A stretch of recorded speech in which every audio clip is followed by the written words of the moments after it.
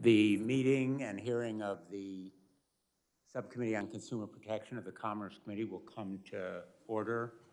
I'm very pleased to welcome my colleagues, and I want to thank Ranking Member Senator Blackburn for her cooperation and collaboration. We've been working very closely.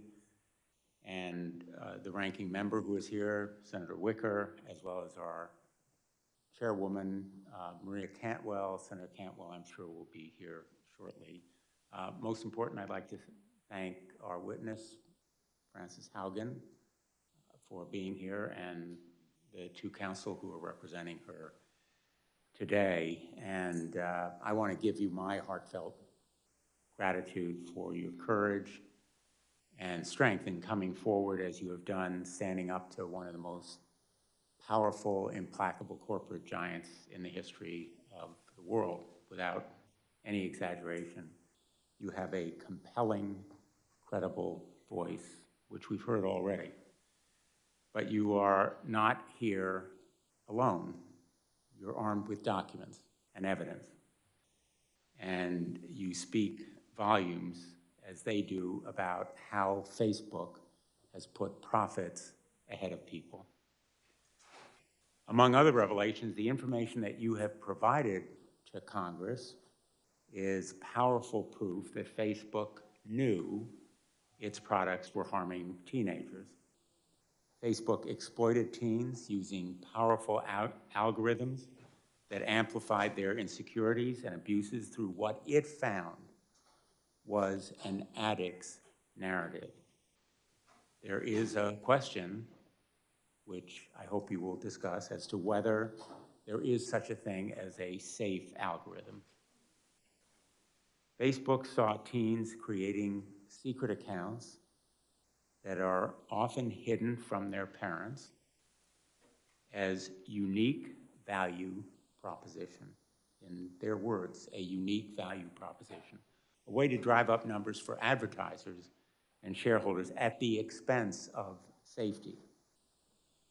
And it doubled down on targeting children, pushing products on preteens, not just teens, but preteens, that it knows are harmful to our kids' mental health and well-being.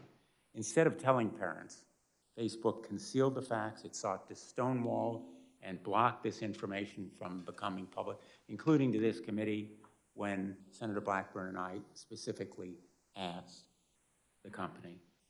And still, even now, as of just last Thursday, when a Facebook witness came before this committee, it has refused disclosure or even to tell us when it might decide whether to disclose additional documents. And they've continued their tactics even after they knew the destruction it caused. It isn't just that they made money from these practices, but they continued to profit from them. Their profit was more important than the pain that they caused. Last Thursday, the message from Ms. Antigone Davis, Facebook's global head of safety, was simple. Quote, "This research is not a bombshell," end quote. And she repeated the line, "Not a bombshell." Well, this research is the very definition of a bombshell. Facebook and big tech are facing a big tobacco moment, a moment of reckoning. The parallel is striking. I sued Big Tobacco as Connecticut's Attorney General. I helped to lead the states in that legal action, and I remember very, very well the moment in the course of our litigation when we learned of those files that showed not only that Big Tobacco knew that its product caused cancer, but that they had done the research, they concealed the files, and now we knew, and the world knew. And big tech now faces that Big Tobacco jaw-dropping moment of truth. It is documented proof that Facebook knows its products can be addictive and toxic to children. And it's not just that they made money, again, it's that they valued their profit more than the pain that they cause to children and their families. The damage to self-interest and self-worth inflicted by Facebook today will haunt a generation. Feelings of inadequacy and insecurity, rejection, and self-hatred will impact this generation for years to come. Our children are the ones who are victims. Teens today, looking at themselves in the mirror, feel doubt and insecurity. Mark Zuckerberg ought to be looking at himself in the mirror today. And yet, rather than taking responsibility and showing leadership, Mr. Zuckerberg is going sailing. His new modus operandi, no apologies, no admission, no action, nothing to see here. Mark Zuckerberg, you need to come before this committee. You need to explain to Frances Haugen, to us, to the world, and to the parents of America what you were doing and why you did it. Instagram's business model is pretty straightforward. More eyeballs, more dollars. Everything Facebook does is to add more users and keep them on their apps for longer. In order to hook us, Instagram uses our private information to precisely target us with content and recommendations, assessing that what will provoke a reaction will keep us scrolling. Far too often, these recommendations encourage our most destructive and dangerous behaviors. As we showed on Thursday, we created a fake account, my office and I did, as a teen interested in extreme dieting and eating disorders. Instagram latched onto that teenager's initial insecurities. It then pushed more content and recommendations, glorifying eating disorders. That's how Instagram's algorithms can push teens into darker and darker places. Facebook's own researchers called it Instagram's, quote, perfect storm, exacerbating downward spirals. Facebook, as you have put it, Ms. Haugen, so powerfully, maximizes profits and ignores pain. Facebook's failure to acknowledge and to act makes it morally bankrupt. Again and again, Facebook rejected reforms recommended by its own researchers. Last week, Ms. Davis said, quote, we're looking at, end quote, no specific plans, no commitments, only vague platitudes. These documents that you have revealed provided this company with a blueprint for reform. It provided specific recommendations that could have made Facebook and Instagram safer. The company repeatedly ignored those recommendations from its own researchers that would have made Facebook and Instagram safer. Facebook researchers have suggested changing their recommendations to stop promoting accounts known to encourage dangerous body comparison. Instead of making meaningful changes, Facebook simply pays lip service, and if they won't act, and if big tech won't act, Congress has to intervene. Privacy protection is long overdue. Senator Markey and I have introduced the KIDS Act, which would ban addictive tactics that Facebook uses to exploit children. Parents deserve better tools to protect their children. I'm also a firm supporter of reforming Section 230. We should consider narrowing this sweeping immunity when platforms' algorithms amplify illegal conduct. You've commented on this in your testimony, and perhaps you'll expand on it. We have also heard compelling recommendations about requiring disclosures of research and independent reviews of these platforms' algorithms, and I plan to pursue these ideas. The Securities and Exchange Commission should investigate your contentions and claims, Ms. Haugen, and so should the Federal Trade Commission. Facebook appears to have misled the public and investors, and if that's correct, it ought to face real penalties as a result of that misleading and deceptive misrepresentation. I want to thank all my colleagues who are here today, because what we have is a bipartisan congressional roadmap for reform that will safeguard and protect children from big tech. That will be a focus of our subcommittee moving forward, and it will continue to be bipartisan. And finally, I'll just end on this note.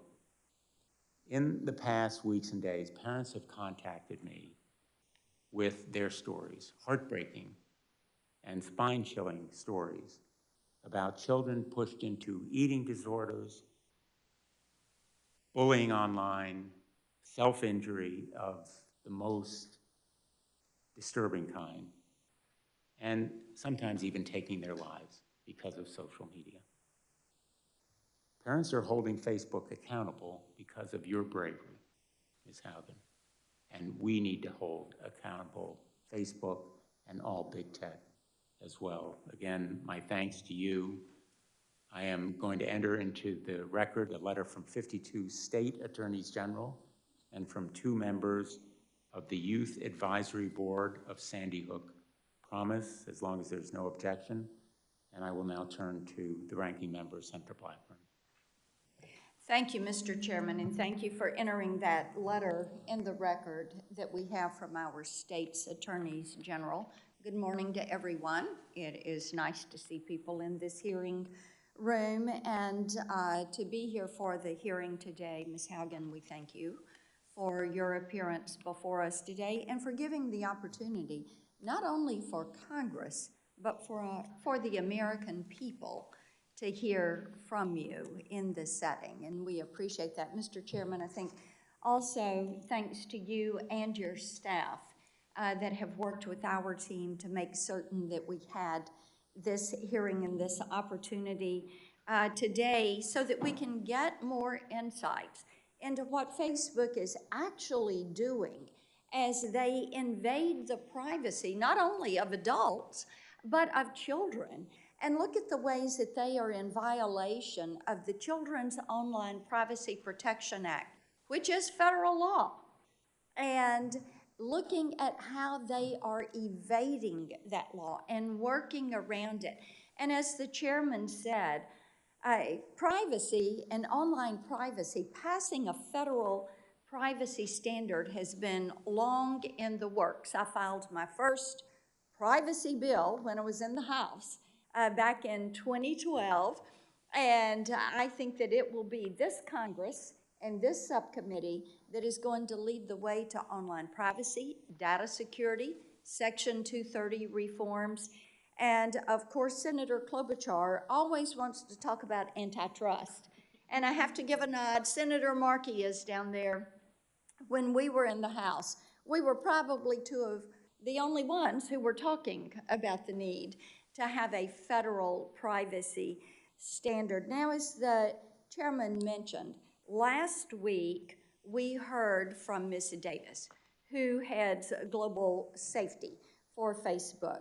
And it was surprising to us that what she tried to do was to minimize the information that was in these documents, to minimize the research, and to minimize the knowledge that Facebook had. At one point, I even reminded her the research was not third-party research. The research was there, Facebook's internal research. So they knew what they were doing. They knew where the violations were, and they know they are guilty. They know this. Their research tells them this. Last week, in advance of our hearing, Facebook released 2 studies and said that the Wall Street Journal was all wrong. They had just gotten it wrong, as if the Wall Street Journal did not know how to read these documents and how to work through this research. Having seen the data that you've presented and the other studies that Facebook did not publicly share, I feel pretty confident that it's Facebook who has done the misrepresenting to this committee. Here are some of the numbers that Facebook chose not to share. And Mr. Chairman, I think it's important that we look at these as we talk about the setting for this hearing, what we learned last week, what you and I've been learning over the past 3 years about big tech and Facebook. And here you go, 66% of teen girls on Instagram and 40% of teen boys experience negative social comparisons. This is Facebook's research. 52% of teen girls who experienced negative social comparison on Instagram said it was caused by images related to beauty. Social comparison is worse on Instagram because it is perceived as real life, but based on celebrity standards. Social comparison mimics the grief cycle and includes a downward emotional spiral encompassing a range of emotions from jealousy to self-proclaimed body dysmorphia. Facebook addiction, which Facebook calls conveniently problematic use, is most severe in teens, peaking at age 14. Here's what else we know. Facebook is not interested in making significant changes to improve kids' safety on their platforms, at least not when that would result in losing eyeballs on posts or decreasing their ad revenues. In fact, Facebook is running scared, as they know that, in their own words, young adults are less active and less engaged on Facebook, and that they are running out of teens to add to Instagram. So teens are looking at other platforms like TikTok, and Facebook is only making those changes that add to its users' numbers and ultimately its profits. Follow the money. So what are these changes? Allowing users to create multiple accounts that Facebook does not delete, and encouraging teens to create second accounts they can hide from their parents. They are also studying younger and younger children, as young as 8, so that they can market to them. And while Ms. Davis says that kids below 13 are not allowed on Facebook or Instagram, we know that they are, because she told us that they recently had deleted 600,000 accounts from children under age 13. So how do you get that many underage accounts if you aren't turning a blind eye to them in the first place? And then in order to try to clean it up, you go to delete it, and then you say, oh, by the way, we just in the last month deleted 600,000 underage accounts. And speaking of turning a blind eye, Facebook turns a blind eye to user privacy. News broke yesterday that the private data of over 1.5 billion, that's right, 1.5 billion Facebook users is being sold on a hacking forum.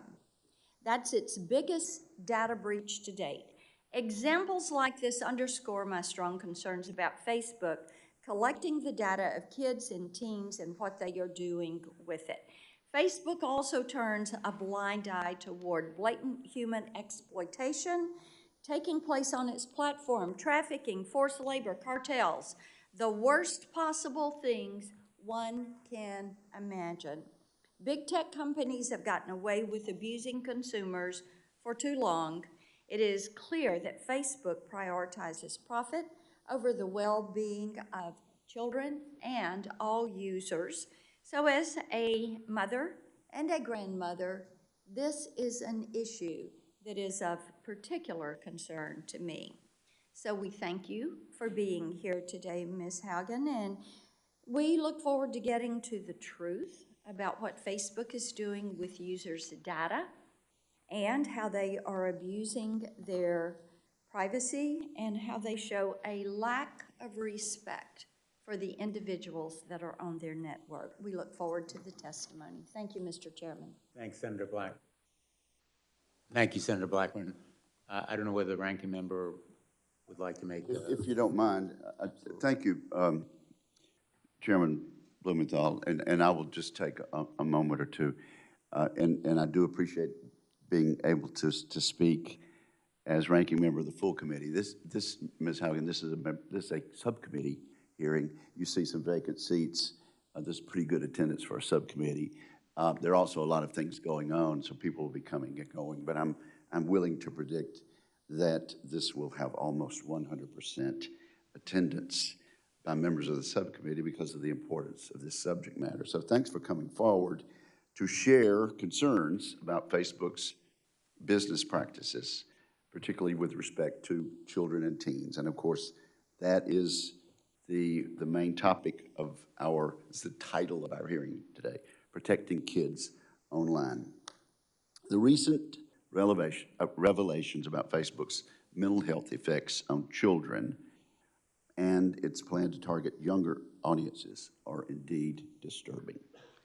And I think you're going to see a lot of bipartisan concern about this today and in future hearings. They show how urgent it is for Congress to act against powerful tech companies on behalf of children and the broader public. And I say powerful tech companies, they are possessive of immense power. Their product is addictive, and people on both sides of this dais are concerned about this.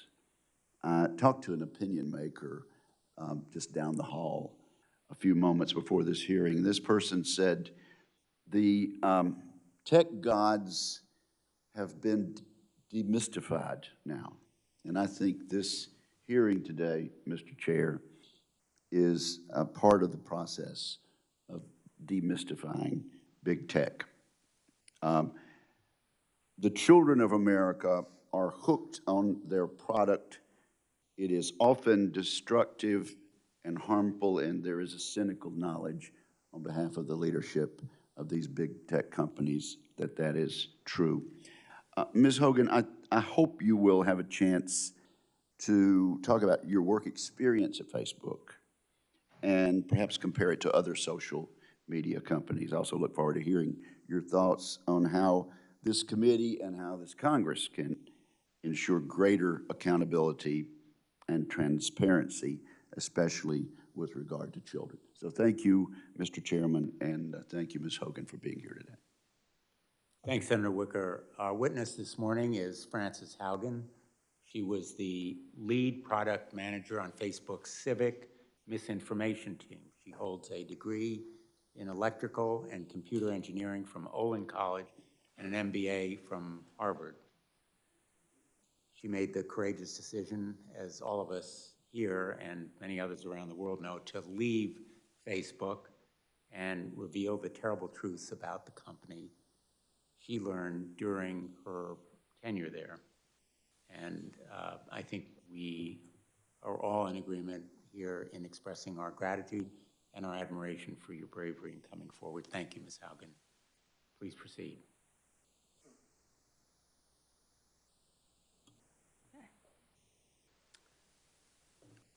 Good afternoon, Chairman Blumenthal, Ranking Member Blackburn, and members of the subcommittee. Thank you for the opportunity to appear before you. My name is Frances Haugen. I used to work at Facebook. I joined Facebook because I think Facebook has the potential to bring out the best in us. But I'm here today because I believe Facebook's products harm children, stoke division, and weaken our democracy. The company's leadership knows how to make Facebook and Instagram safer, but won't make the necessary changes because they have put their astronomical profits before people. Congressional action is needed. They won't solve this crisis without your help. Yesterday, we saw Facebook get taken off the internet. I don't know why it went down, but I know that for more than 5 hours, Facebook wasn't used to deepen divides, destabilize democracies, and make young girls and women feel bad about their bodies. It also means that millions of small businesses weren't able to reach potential customers, and countless photos of new babies weren't joyously celebrated by family and friends around the world. I believe in the potential of Facebook. We can have social media we enjoy that connects us without tearing apart our democracy, putting our children in danger, and sowing ethnic violence around the world. We can do better. I have worked as a product manager at large tech companies since 2006, including Google, Pinterest, Yelp, and Facebook. My job has largely focused on algorithmic products like Google Plus Search and recommendation systems like the one that powers the Facebook newsfeed. Having worked on 4 different types of social networks, I understand how complex and nuanced these problems are. However, the choices being made inside of Facebook are disastrous for our children, for our public safety, for our privacy, and for our democracy. And that is why we must demand Facebook make changes. During my time at Facebook, first working as the lead product manager for civic misinformation, and later on counter-espionage, I saw Facebook repeatedly encounter conflicts between its own profits and our safety. Facebook consistently resolved these conflicts in favor of its own profits. The result has been more division, more harm, more lies, more threats, and more combat. In some cases, this dangerous online talk has led to actual violence that harms and even kills people. This is not simply a matter of certain social media users being angry or unstable, or about one side being radicalized against the other. It is about Facebook choosing to grow at all costs, becoming an almost $1 trillion company by buying its profits with our safety. During my time at Facebook, I came to realize a devastating truth. Almost no one outside of Facebook knows what happens inside of Facebook. The company intentionally hides vital information from the public, from the US government, and from governments around the world. The documents I have provided to Congress prove that Facebook has repeatedly misled the public about what its own research reveals about the safety of children, the efficacy of its artificial intelligence systems, and its role in spreading divisive and extreme messages. I came forward because I believe that every human being deserves the dignity of the truth. The severity of this crisis demands that we break out of our previous regulatory frames. Facebook wants to trick you into thinking that privacy protections or changes to Section 230 alone will be sufficient. While important, these will not get to the core of the issue, which is that no one truly understands the destructive choices made by Facebook except Facebook. We can afford nothing less than full transparency. As long as Facebook is operating in the shadows, hiding its research from public scrutiny, it is unaccountable. Until the incentives change, Facebook will not change. Left alone, Facebook will continue to make choices that go against the common good, our common good. When we realized big tobacco was hiding the harms it caused, the government took action. When we figured out cars were safer with seatbelts, the government took action. And when our government learned that opioids were taking lives, the government took action. I implore you to do the same here. Today, Facebook shapes our perception of the world by choosing the information we see. Even those who don't use Facebook are impacted by the majority who do. A company with such frightening influence over so many people, over their deepest thoughts, feelings, and behavior, needs real oversight. But Facebook's closed design means it has no real oversight. Only Facebook knows how it personalizes your feed for you. At other large tech companies like Google, any independent researcher can download from the internet the company's search results and write papers about what they find. And they do. But Facebook hides behind walls that keeps researchers and regulators from understanding the true dynamics of their system. Facebook will tell you privacy means they can't give you data. This is not true. When tobacco companies claimed that filtered cigarettes were safer for consumers, scientists could independently invalidate these marketing messages and confirm that, in fact, they posed a greater threat to human health. The public cannot do the same with Facebook. We are given no other option than to take their marketing messages on blind faith. Not only does the company hide most of its own data, my disclosure has proved that when Facebook is directly asked questions as important as, how do you impact the health and safety of our children, they mislead and they choose to mislead and misdirect. Facebook has not earned our blind faith. This inability to see into Facebook's actual systems and confirm how they work is communicated and confirm that they work as communicated is like the Department of Transportation regulating cars by only watching them drive down the highway. Today, no regulator has a menu of solutions for how to fix Facebook because Facebook didn't want them to know enough about what's causing the problems. Otherwise, there wouldn't have been need for a whistleblower. How is the public supposed to assess if Facebook is resolving conflicts of interest in a way that is aligned with the public good if the public has no visibility into how Facebook operates? This must change. Facebook wants you to believe that the problems we're talking about are unsolvable.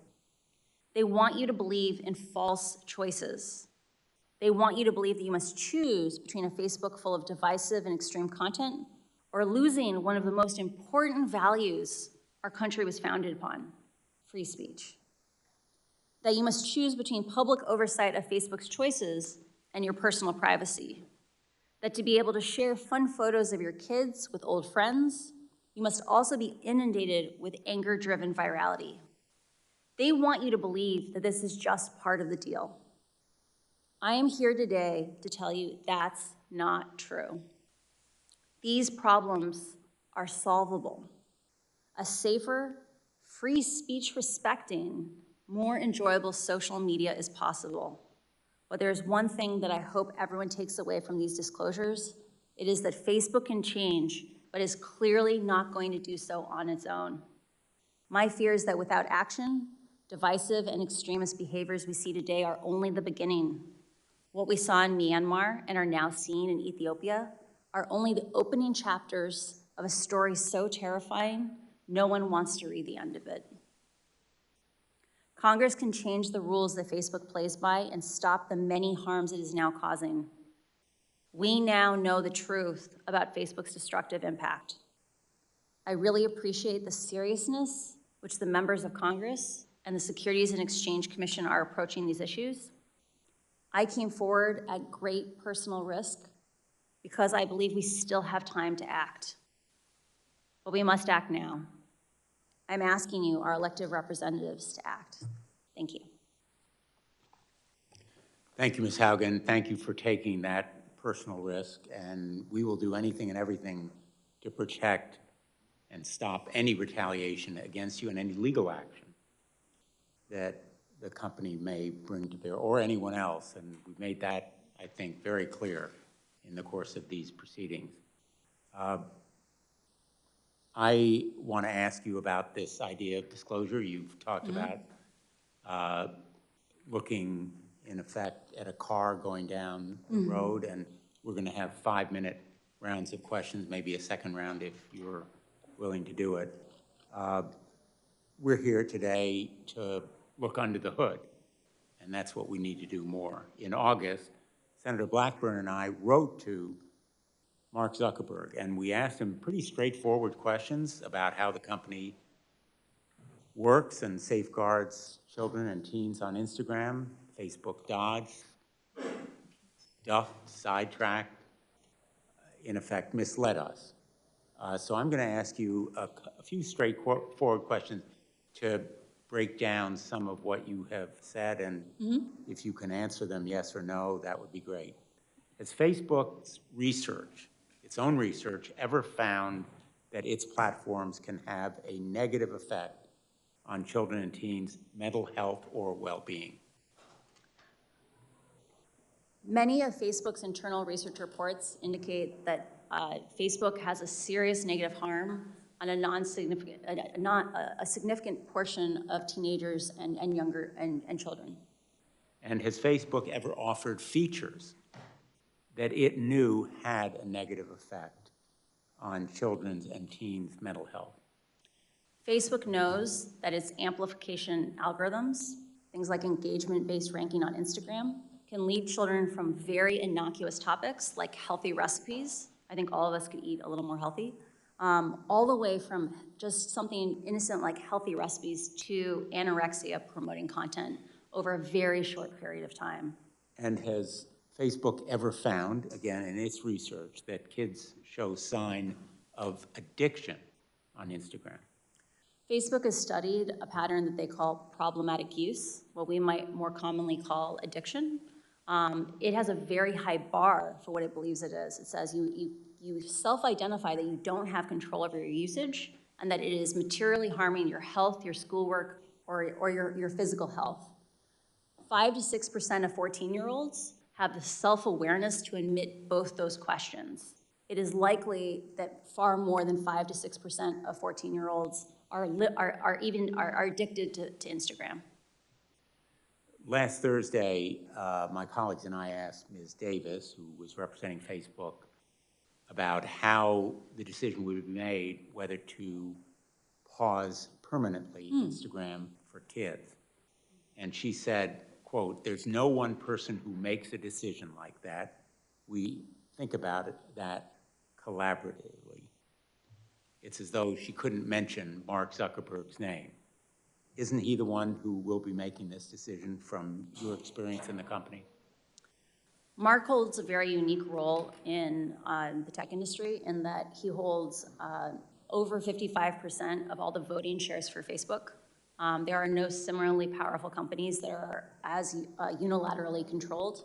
And in the end, the buck stops with Mark. There is no one currently holding Mark accountable but himself.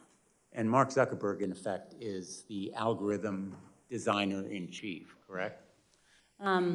I received an MBA from Harvard, and they emphasized to us that we are responsible for the organizations that we build. Mark has built an organization that is very metrics-driven, it is intended to be flat. There is no unilateral responsibility. The metrics make the decision. Unfortunately, that itself is a decision. And in the end, if he is the CEO and the chairman of Facebook, he is responsible for those decisions. The buck stops with him. The buck stops with him. And speaking of the buck stopping, you have said that Facebook should declare moral bankruptcy. I agree. Yeah. I think its actions and its failure to acknowledge its responsibility indicate moral bankruptcy. There is a cycle occurring inside the company where Facebook has struggled for a long time to recruit and retain the number of employees it needs to tackle the large scope of projects that it has chosen to take on. Facebook is stuck in a cycle where it struggles to hire. That causes it to understaff projects, which causes scandals, which then makes it harder to hire. Part of why Facebook needs to come out and say, we did something wrong, we made some choices that we regret, is the only way we can move forward and heal Facebook is we first have to admit the truth. Like the way we'll have reconciliation and we can move forward is by first being honest and declaring moral bankruptcy. Being honest and acknowledging that Facebook has caused and aggravated a lot of pain simply to make more money. And it has profited off spreading disinformation and misinformation and sowing hate. Facebook's answers to Facebook's destructive impact always seems to be more Facebook. We need more Facebook, which means more pain and more money for Facebook. Would you agree? I don't think at any point Facebook set out to make a destructive platform. I think it is a challenge of that Facebook has set up an organization where the parts of the organization responsible for growing and expanding the organization are separate and not regularly cross-pollinated with the parts of the company that focus on the harms that the company is causing. And as a result, regularly, integrity actions, projects that were hard fought by the teams trying to keep us safe, are undone by new growth projects that counteract those same remedies. So I do think it's a thing of there are organizational problems that need oversight, and Facebook needs help in order to move forward to a more healthy place. And whether it's teens bullied into suicidal thoughts or the genocide of ethnic minorities in Myanmar or fanning the flames of division within our own country or in Europe, they are ultimately responsible for the immorality of the pain that's caused. Facebook needs to take responsibility for the consequences of its choices. It needs to be willing to accept small trade-offs on profit. And I think just that act of being able to admit that it's a mixed bag is important. And I think that what we saw from Antigone last week is an example of the kind of behavior we need to support Facebook in growing out of, which is instead of just focusing on all the good they do, admit they have responsibilities to also remedy the harm. But Mark Zuckerberg's new policy is no apologies, no admissions, no acknowledgement, nothing to see here. We're going to deflect it and go sailing. I turn to the ranking member. Thank you, Mr. Chairman. Thank you for your testimony. I want to stay with Ms. Davis in some of her comments because I had asked her last week about the underage users. And she had made the comment, I'm going to quote from her testimony, if we find an account of someone who's under 13, we remove them. In the last 3 months, we removed 600,000 accounts of under 13-year-olds, end quote. And I have to tell you, it seems to me that there's a problem if you have 600,000 accounts from children who ought not to be there in the first place. So what did Mark Zuckerberg know about Facebook's plans to bring kids on as new users and advertise to them? There are reports within Facebook that show cohort analyses where they examine at what ages do people join Facebook and Instagram. And based on those cohort analyses, so Facebook likes to say children lie about their ages to get onto the platform. Mm-hmm. The reality is enough kids tell the truth that you can work backwards to figure out what are approximately the real ages of anyone who's on the platform. When Facebook does cohort analyses and looks back retrospectively, it discovers things like, up to 10 to 15% of even 10-year-olds in a given cohort may be on Facebook or Instagram. Okay, so this is why Adam Mosseri, who's the CEO of Instagram, would have replied to Jojo Siwa when she said to him, oh, I've been on Instagram since I was 8. He said he didn't want to know that. Yeah. So it would be for this reason, correct? A pattern of behavior that I saw at Facebook was that often problems were so understaffed that there was kind of an implicit discouragement from having better detection systems. So for example, I worked, my last team at Facebook was on the counter-espionage team within the threat intelligence org. And at any given time, our team could only handle a third of the cases that we knew about. Okay. We knew that if we built even a basic detector, we would likely have many more cases. Okay, then let me ask you. Sure. Let me ask you this. So you look at the way that they have the data, but they're choosing to keep that data and advertise from it, right? Mm-hmm. You sell it to third parties. Mm-hmm. So what does Facebook do? You've got these 600,000 accounts that ought not to be on there. Mm-hmm. Probably more. Mm-hmm. And right. Yeah. But then you delete those accounts. But what happens to that data? Does Facebook keep that data? Do they keep it until those children go to age 13? Since, as you're saying, they can work backward and figure out the true age of a user. So what do they do with it? Do they delete it? Do they store it? Do they keep it? How do they process that? My understanding of Facebook's data retention policies, and I want to be really clear, I didn't work directly on that, is that when they delete an account, they delete all the data within, I believe, 90 days in compliance with GDPR.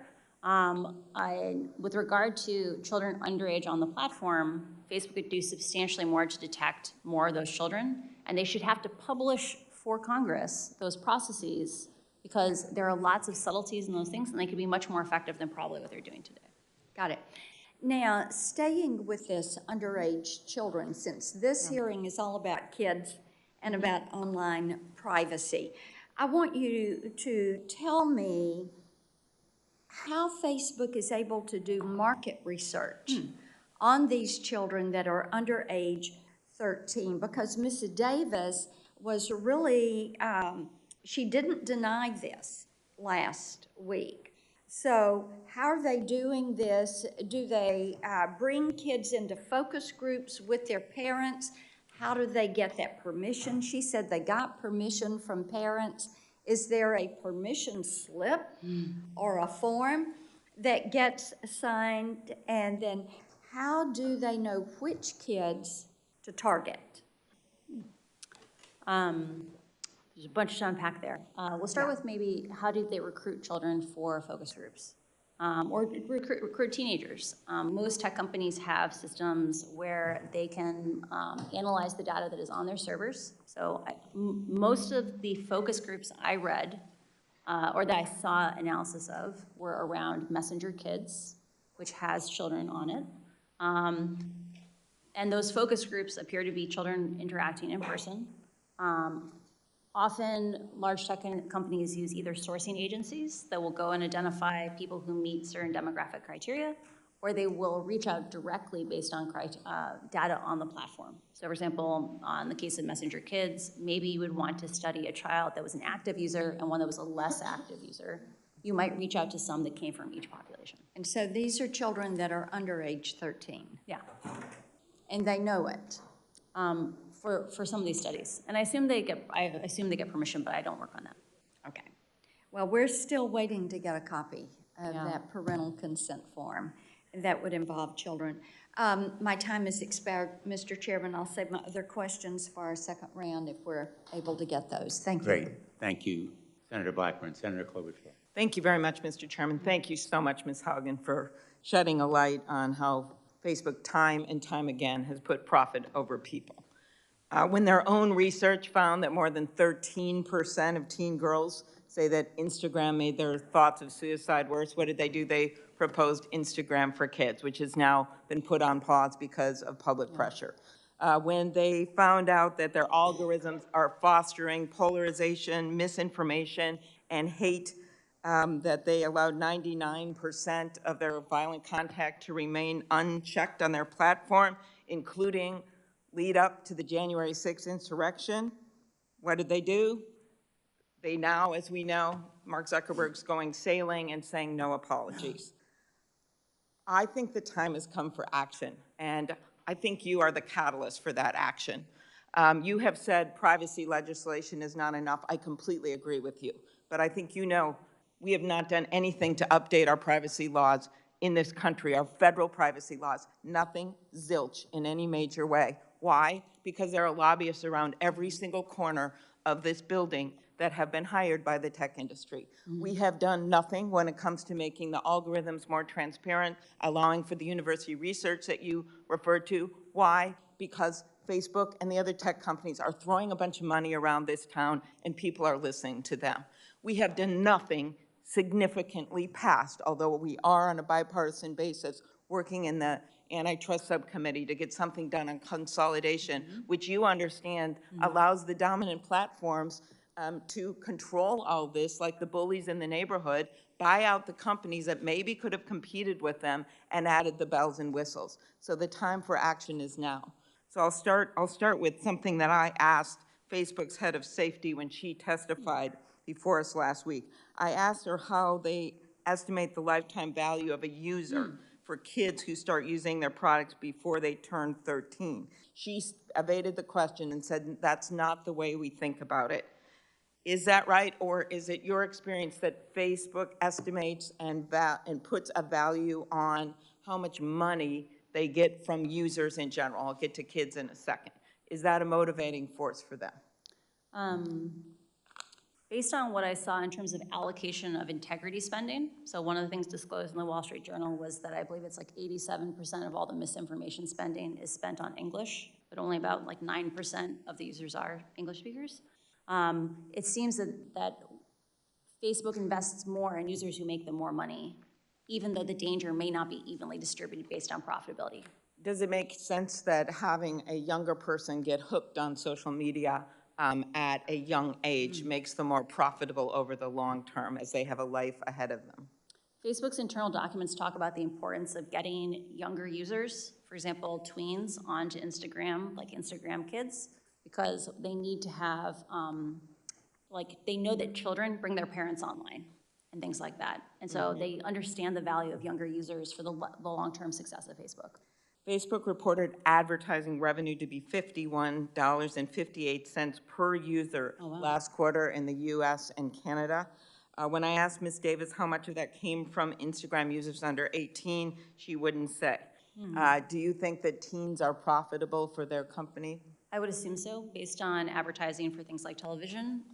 You get much substantially higher advertising rates for customers who don't yet have preferences or habits.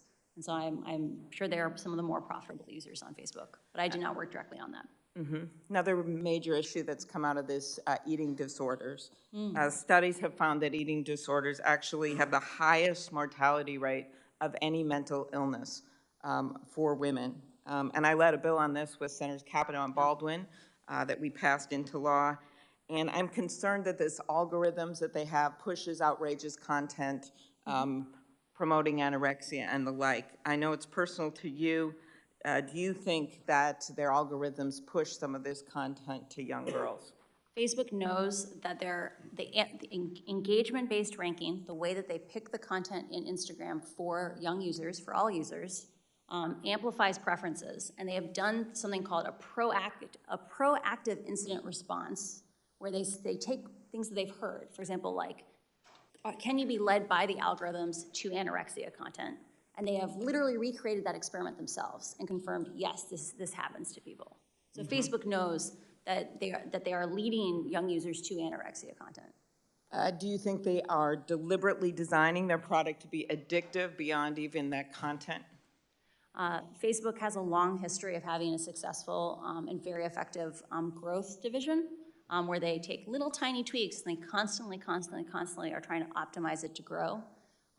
Those kinds of stickiness could be construed as things that facilitate addiction. Right. Last thing I'll ask is, we've seen this same kind of content in the political world. You brought up other countries and what's been happening there. On 60 Minutes, you said that Facebook implemented safeguards to reduce misinformation ahead of the 2020 election, but turned off those safeguards right after the election. And you know that the insurrection occurred January 6th. Do you think that Facebook turned off the safeguards because they were costing the company money, because it was reducing profits? Facebook has been emphasizing a false choice. They've said the safeguards that were in place before the election implicated free speech. The choices that were happening on the platform were really about how reactive and twitchy was the platform, right? Like, how viral was the platform? And Facebook changed those safety defaults in the run-up to the election because they knew they were dangerous.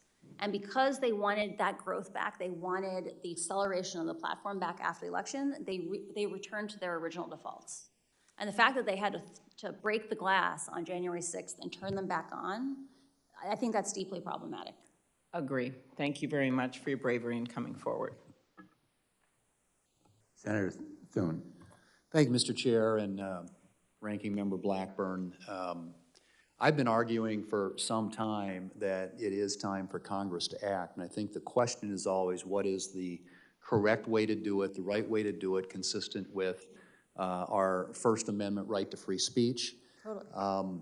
This committee doesn't have jurisdiction over the antitrust issue. That's the Judiciary Committee, and I'm not averse to looking at the monopolistic nature of Facebook, honestly. I think that's a real issue that needs to be examined and perhaps addressed as well.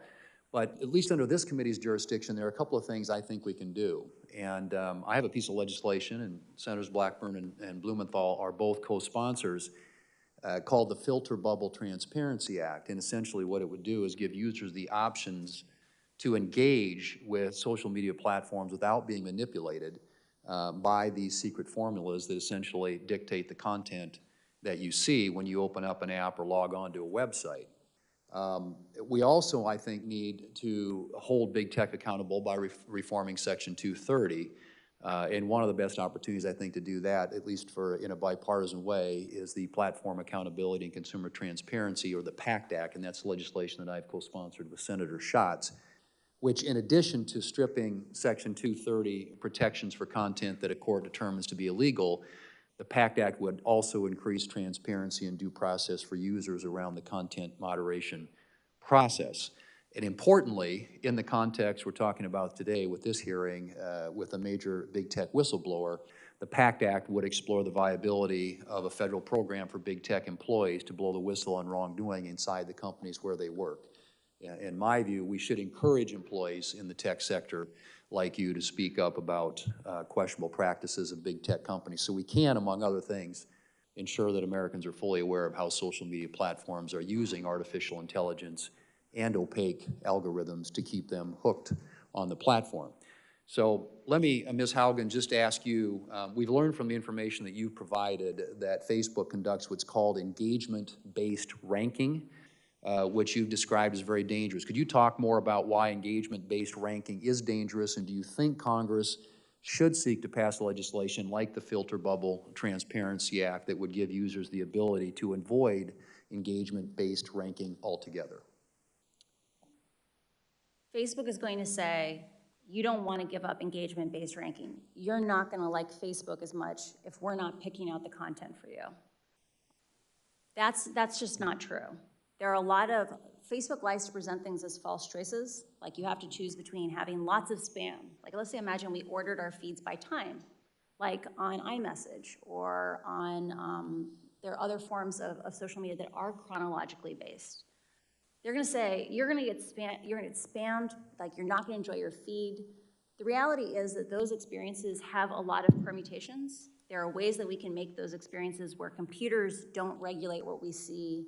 We together socially regulate what we see. But they don't want us to have that conversation because Facebook knows that when they pick out the content that we focus on using computers, we spend more time on their platform, they make more money. The dangers of engagement-based ranking are that Facebook knows that content that elicits an extreme reaction from you is more likely to get a click, a comment, or reshare.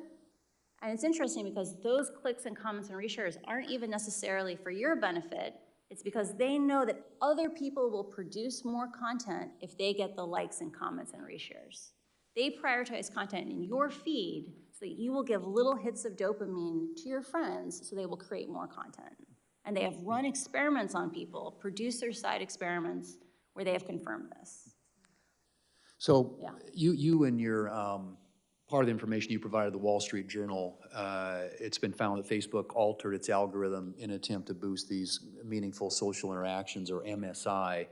But rather than strengthening bonds between family and friends on the platform, the algorithm instead rewarded more outrage and sensationalism. And I think Facebook would say that its algorithms are used to connect individuals with other friends and family that are largely positive. Do you believe that Facebook's algorithms make its platform a better place for most users, and should consumers have the option to use Facebook and Instagram without being manipulated by algorithms designed to keep them engaged on that platform? I strongly believe, like I've spent most of my career working on systems like engagement-based ranking. Like when I come to you and say these things, I'm basically damning 10 years of my own work, right? Engagement-based ranking, Facebook says we can do it safely because we have AI.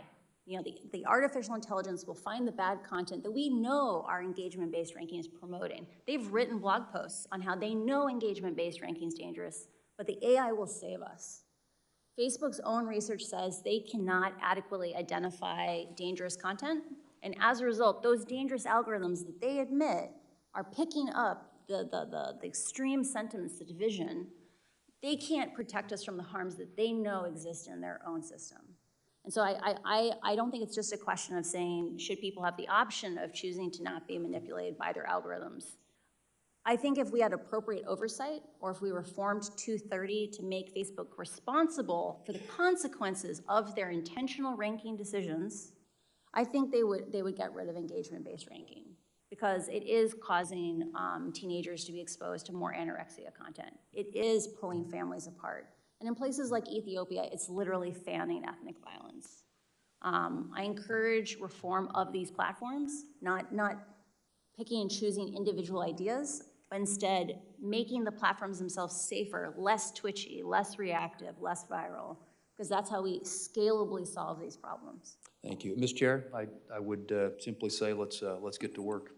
So we got some things we can do here. Thanks. I agree. Thank you. Senator Schott. Thank you, Mr. Chairman, Ranking Member. Thank you for your courage in coming forward. Was there a particular moment when you came to the conclusion that reform from the inside was impossible and that you decided to be a whistleblower? There was a long series of moments where I became aware that Facebook, when faced with conflicts of interest between its own profits and the common good, public safety, that Facebook consistently chose to prioritize its profits. I think the moment at which I realized we needed to get help from the outside, that the only way these problems would be solved is by solving them together, not solving them alone, was when civic integrity was dissolved following the 2020 election. It really felt like a betrayal of the promises that Facebook had made to people who had sacrificed a great deal to keep the election safe by basically dissolving our community and integrating it in just other parts of the company. And when I know their response is that they've sort of distributed the duties. Yeah. That's an excuse, right? I cannot see into the hearts of other men, and I don't know what their Well, let me say it motivations this are. way. It won't work, right? And I can tell you that when I left the company, so the people who I worked with were disproportionately, maybe 75% of my pod of 7 people. Those are product managers, program managers. Most of them had come from civic integrity. All of us left the inauthentic behavior pod, either for other parts of the company or the company entirely over the same 6-week period of time. So 6 months after the reorganization, we had clearly lost faith that those changes were coming. You said in your opening statement that they know how to make Facebook and Instagram safer. Mm-hmm. So, thought experiment. You are now the chief executive officer and chairman of the company. What changes would you immediately institute?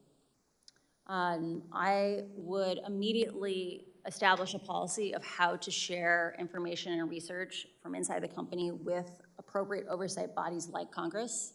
I would give proposed legislation to Congress saying, here's what an effective oversight agency would look like. I would actively engage with academics to make sure that people who are confirming are Facebook's marketing message is true have the information they need to confirm these things.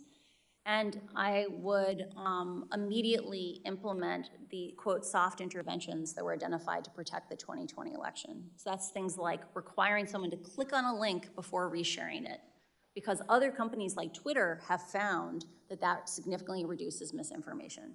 No one is censored by being forced to click on a link before resharing it.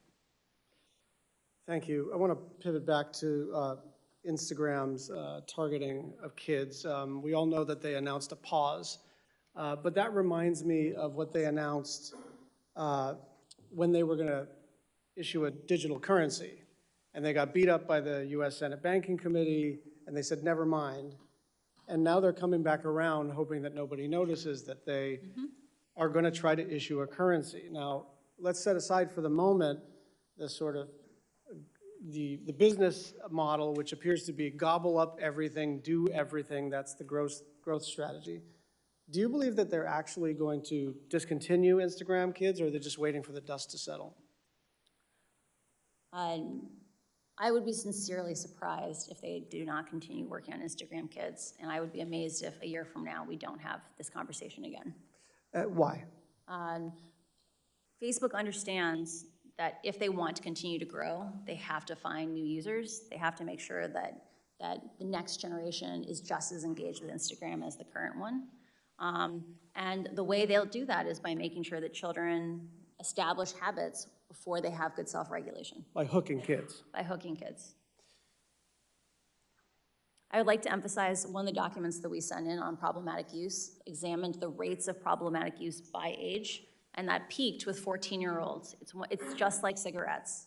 Teenagers don't have good self-regulation. They say explicitly, I feel bad when I use Instagram, and yet I can't stop. We need to protect the kids.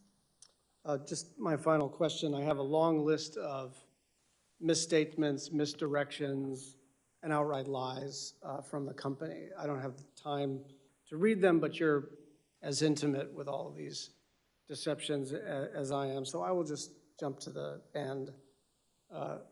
If you were a member of this panel, would you believe what Facebook is saying? I would not believe, Facebook has not earned our right to just have blind trust in them. Trust is, last week, one of the most beautiful things I heard on the committee was trust is earned, and Facebook has not earned our trust. Thank you. Thanks, Senator Schatz. Senator Moran, and then we've been joined by the chair, Senator Cantwell. She'll be next. We're going to break at about 11:30, if that's okay, because we have a vote. Okay. And then we'll reconvene. Okay. Mr. Chairman, thank you. The conversation so far reminds me that you and I ought to resolve our differences and introduce legislation. So as Senator Thune said, let's go to work. Our differences are very minor, or they seem very minor in the face of the revelations that we've now seen, so I'm hoping we can move forward, Senator Moran. I share that view, Mr. Chairman. Thank you. Thank you very much for your testimony. What examples do you know? We've talked about particularly children, teenage girls specifically, but what other examples do you know about where Facebook or Instagram knew its decisions would be harmful to its users, but still proceeded with the plan and executed those harmful behavior? Facebook's internal research is aware that there are a variety of problems facing children on Instagram that are, they know that severe harm is happening to children. For example, in the case of bullying, Facebook knows that Instagram dramatically changes the experience of high school. So when we were in high school, or when I was in high school, most kids You looked at me and changed your word. Sorry. When I was in high school, you know, most kids have positive home lives. Like, it doesn't matter how bad it is at school, kids can go home and reset for 16 hours. Kids who are bullied on Instagram, the bullying follows them home. It follows them into their bedrooms. The last thing they see before they go to bed at night is someone being cruel to them, or the first thing they see in the morning is someone being cruel to them. Kids are learning that their own friends, like people who they care about them, are cruel to them. Like, think about how that's going to impact their domestic relationships when they become 20-somethings or 30-somethings, to believe that people who care about you are mean to you.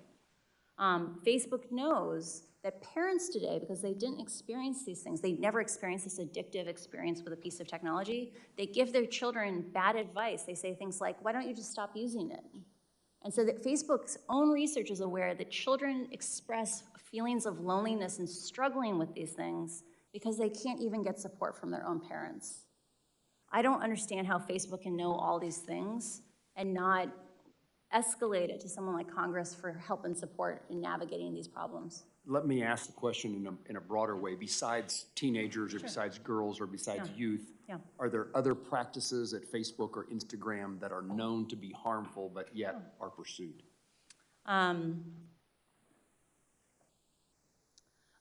Facebook is aware that choices it made in establishing like meaningful social interactions, so engagement-based ranking that didn't care if you bullied someone or committed hate speech in the comments, that was meaningful. They know that that change directly changed publishers' behavior, that companies like BuzzFeed wrote in and said, the content is most successful on our platform is some of the content we're most ashamed of. You have a problem with your ranking, and they did nothing.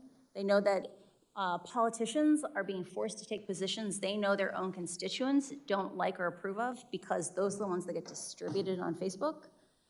That's a huge, huge negative impact. Facebook also knows that they have admitted in public that engagement-based ranking is dangerous without integrity and security systems, but then not rolled out those integrity and security systems to most of the languages in the world. And that's what's causing things like ethnic violence in Ethiopia. Thank you for your answer. What is the magnitude of Facebook's revenues or profits that come from the sale of user data? Oh, I'm sorry. I've never worked on that. I'm not aware. Thank you. What regulations or legal actions by Congress or by administrative action do you think would have the most consequence or would be feared most by Facebook, Instagram, or allied companies? I strongly encourage reforming Section 230 to exempt decisions about algorithms, right? So modifying 230 around content, I think has, it's very complicated because user-generated content is something that companies have less control over. They have 100% control over their algorithms. And Facebook should not get a free pass on choices it makes to prioritize growth and virality and reactiveness over public safety. They shouldn't get a free pass on that because they're paying for their profits right now with our safety. So I strongly encourage reform of 230 in that way. I also believe there needs to be a dedicated oversight body because right now the only people in the world who are trained to analyze these experiments, to understand what's happening inside of Facebook, are people who grew up inside of Facebook or Pinterest or another social media company. And there needs to be a regulatory home where someone like me could do a tour of duty after working at a place like this and have a place to work on things like regulation, to bring that information out to the oversight boards that have the right to do oversight. A regulatory agency within the federal government. Yes. Thank you very much. Thank you, Chairman. Senator Cantwell. Thank you, Mr. Thank you, Chairman. Senator Moran. Thank you for holding this hearing, and I think my colleagues have brought up a lot of important issues, and so I think I just want to continue on that vein. First of all, the Privacy Act that I introduced along with several of my colleagues actually does have FTC oversight of algorithm transparency. In some instances, I'd hope you take a look at that and tell us what other areas you think we should add to that level of transparency. But clearly that's the issue at hand here, I think, in your coming forward, so thank you again for your willingness to do that. The documentation that you say now exists is the level of transparency about what's going on that people haven't been able to see. And so your information that you say has gone up to the highest levels at Facebook is that they purposely knew that their algorithms were continuing to have misinformation and hate information, and that when presented with information about this terminology, downstream MSI, meaningful social information, knowing that it was this choice, you could continue this wrong-headed information, hate information about the Rohingya, or you could continue to get higher click-through rates. And I know you said you don't know about profits, but I'm pretty sure you know that on a page. Yeah. If you click through that next page, I'm pretty sure there's a lot more ad revenue than if you didn't click through. So you're saying that documents exist that at the highest level at Facebook, you had information discussing these two choices, and that people chose, even though they knew that it was misinformation and hurtful and maybe even causing people lives, they continued to choose profit. We have submitted documents to Congress outlining Mark Zuckerberg was directly presented with a list of, quote, soft interventions. So a hard intervention is like taking a piece of content off Facebook, taking a user off Facebook. Soft interventions are about making slightly different choices to make the platform less viral, less twitchy. Mark was presented with these options and chose to not remove downstream MSI in April of 2020, even though even just isolated in at-risk countries, that's countries at risk of violence, if it had any impact on the overall MSI metric. So he chose— Which in translation means less money. Yeah, he said— Right? Was there another reason given why they would do it other than they thought it would really affect their numbers? I don't know for certain. Like Jeff Horowitz, the reporter for the Wall Street Journal, and I struggled with this. We sat there and read these minutes, and we were like, how is this possible? Like, we've just read 100 pages on how downstream MSI expands hate speech, misinformation, violence inciting content, graphic violent content. Why wouldn't you get rid of this? And the best theory that we've come up with, and I want to emphasize this is just our interpretation on it, is people's bonuses are tied to MSI. Right? Like people stay or leave the company based on what they get paid. And like, if you hurt MSI, a bunch of people weren't gonna get their bonuses. So you're saying that this practice even still continues today? Like we're still in this environment? I'm personally very frustrated by this because we presented information to Facebook from one of my own constituents in 2018 talking about this issue with the Rohingya, pleading with the company. We pleaded with the company, and they continue to not address this issue. Now, you're pointing out that these same algorithms are being used, and they know darn well in Ethiopia that it's causing and inciting violence. And again, they are still today choosing profit over taking this information down. Is that correct? When rioting began in the United States in the summer of last year, they turned off downstream MSI only for when they detected content was health content, which is probably COVID, and civic content. But Facebook's own algorithms are bad at finding this content. It's still in the raw form for 80, 90% of even that sensitive content. In countries where they don't have integrity systems in the local language, and in the case of Ethiopia, there are 100 million people in Ethiopia in 6 languages. Facebook only supports 2 of those languages for integrity systems. This strategy of focusing on language-specific, content-specific systems, AI to save us, is doomed to fail. I need to get to one of them. First of all, I'm sending a letter to Facebook today. They better not delete any information as it relates to the Rohingya or investigations about how they proceeded on this, particularly in light of your information or the documents. But aren't we also now talking about advertising fraud? Aren't you selling something to advertisers that's not really what they're getting? We know about this because of the newspaper issues. We're trying to say that journalism that basically has to meet a different standard, a public interest standard, that basically is out there basically proving every day, or they can be sued. These guys are a social media platform that doesn't have to live with that. And then the consequences, they're telling their advertisers that this was we see it. We see it. People are coming back to the local journalism because they're like, we want to be with a trusted brand. We don't want to be in, your website. So I think your finding for the SEC is an interesting one, but I think that we also have to look at what are the other issues here. And one of them is, did they defraud advertisers and telling them this was the advertising content that you were going to be advertising in, when in reality it was something different. It was based on a different model. We have multiple examples of question and answers for the advertising staff, the sales staff, where advertisers say after the riots last summer, were asked, should we come back to Facebook? Or after the insurrection, like, should we come back to Facebook? And Facebook said in their talking points that they gave to advertisers, we're doing everything in our power to make this safer, or we take down all the hate speech when we find it. But Facebook's own And that was not true. That was not true. They get 3 to 5% of hate speech. Thank you. Thank you, Mr. Chairman. Thanks, Senator Cantwell. And if you want to make your letter available to other members of the committee, I'd be glad to join you myself. Thank you. And Thank you. thank you for suggesting it. Thank you. Senator Lee. Thank you, Mr. Chairman, and thank you, Ms. Haugen, for joining us this week. It's very, very helpful. We're grateful that you're willing to make yourself available. Last week, we had another witness from Facebook, Ms. Davis. She came and she testified before this committee, and she focused on, among other things, the extent to which Facebook targets ads to children, including ads that are either sexually suggestive or geared toward adult-themed products or themes in general. Now, while I appreciated her willingness to be here, I didn't get the clearest answers in response to some of those questions. And so I'm hoping that you can help shed some light on some of those issues related to Facebook's advertising processes here today. As we get into this, I want to first read you a quote that I got from Ms. Davis last week. Here's what she said during her questioning. Quote, "When we do ads to young people, there are only 3 things that an advertiser can target around: age, gender, location. We also prohibit certain ads to young people, including weight loss ads. We don't allow tobacco ads at all, meaning to young people. We don't allow them to children. We don't allow them to minors," close quote.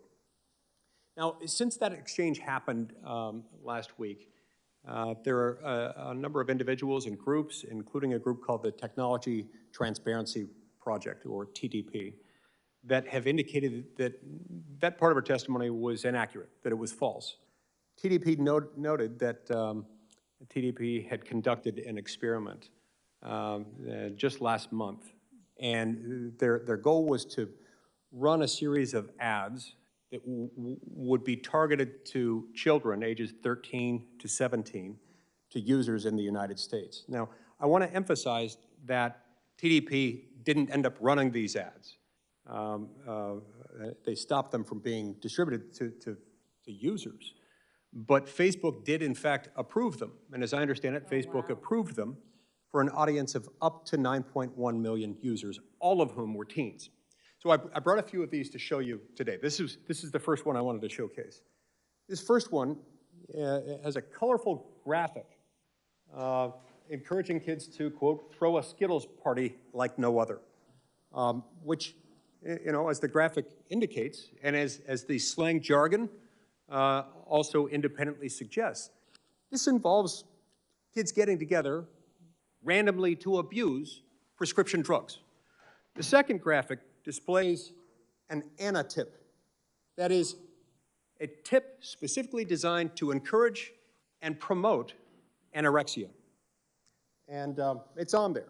Now, the language, the anatip itself, independently promotes that. The ad also promotes it, insofar as it was suggesting these are images you ought to look at when you need motivation to be more anorexic, I guess you could say.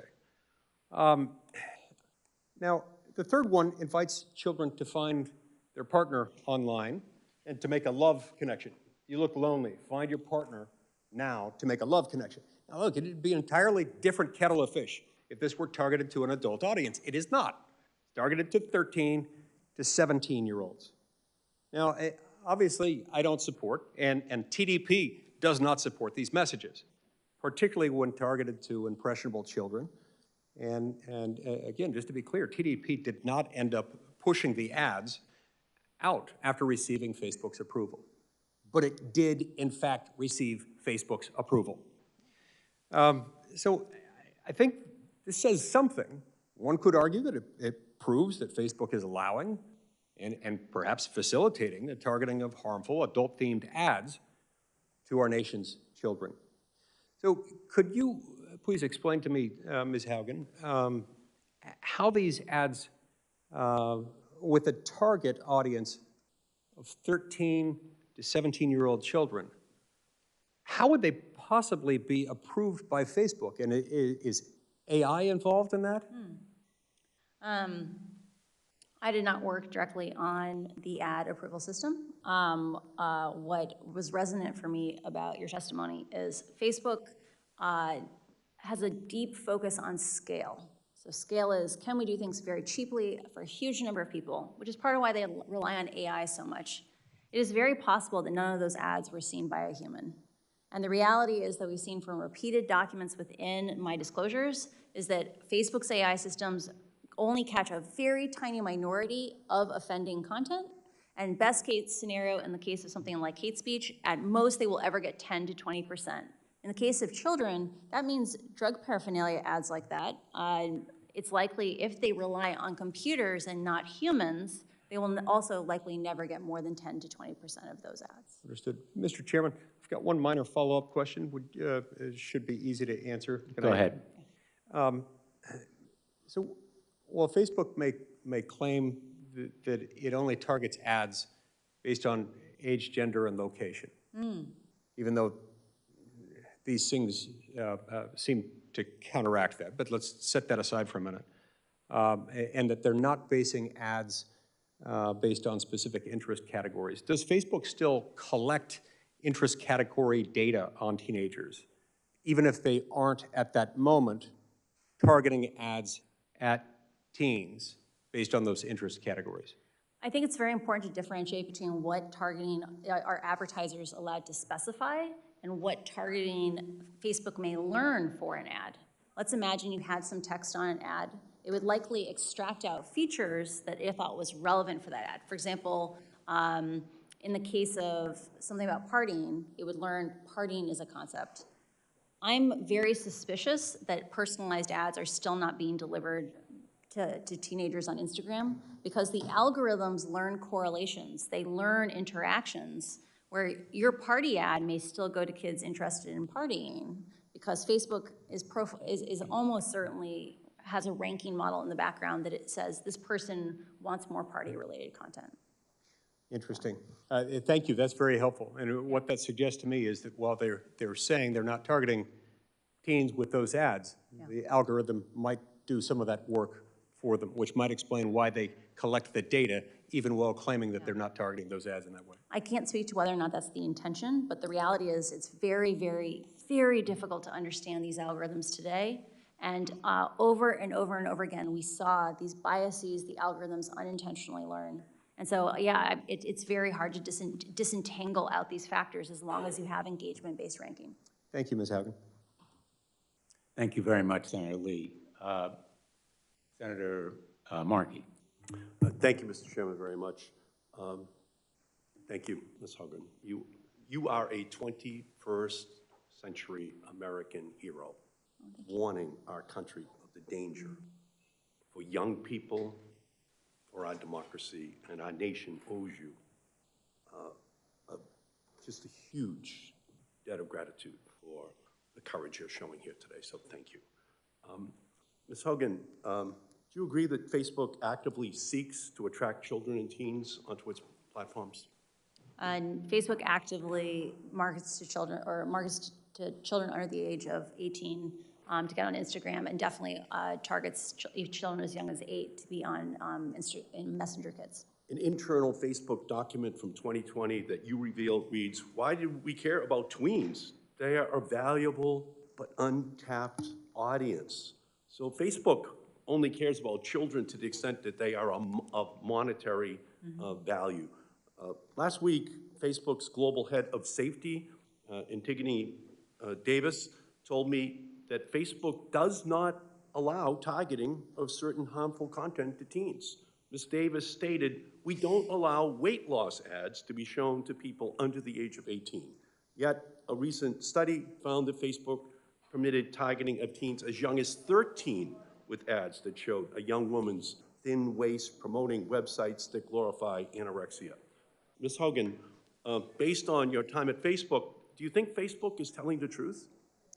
I think Facebook has focused on scale over safety, and it is likely that they are using artificial intelligence to try to identify harmful ads without allowing the public oversight to see what is the actual effectiveness of those safety systems. You unearthed Facebook's research about its harm to teens. Did you raise this issue with your supervisors?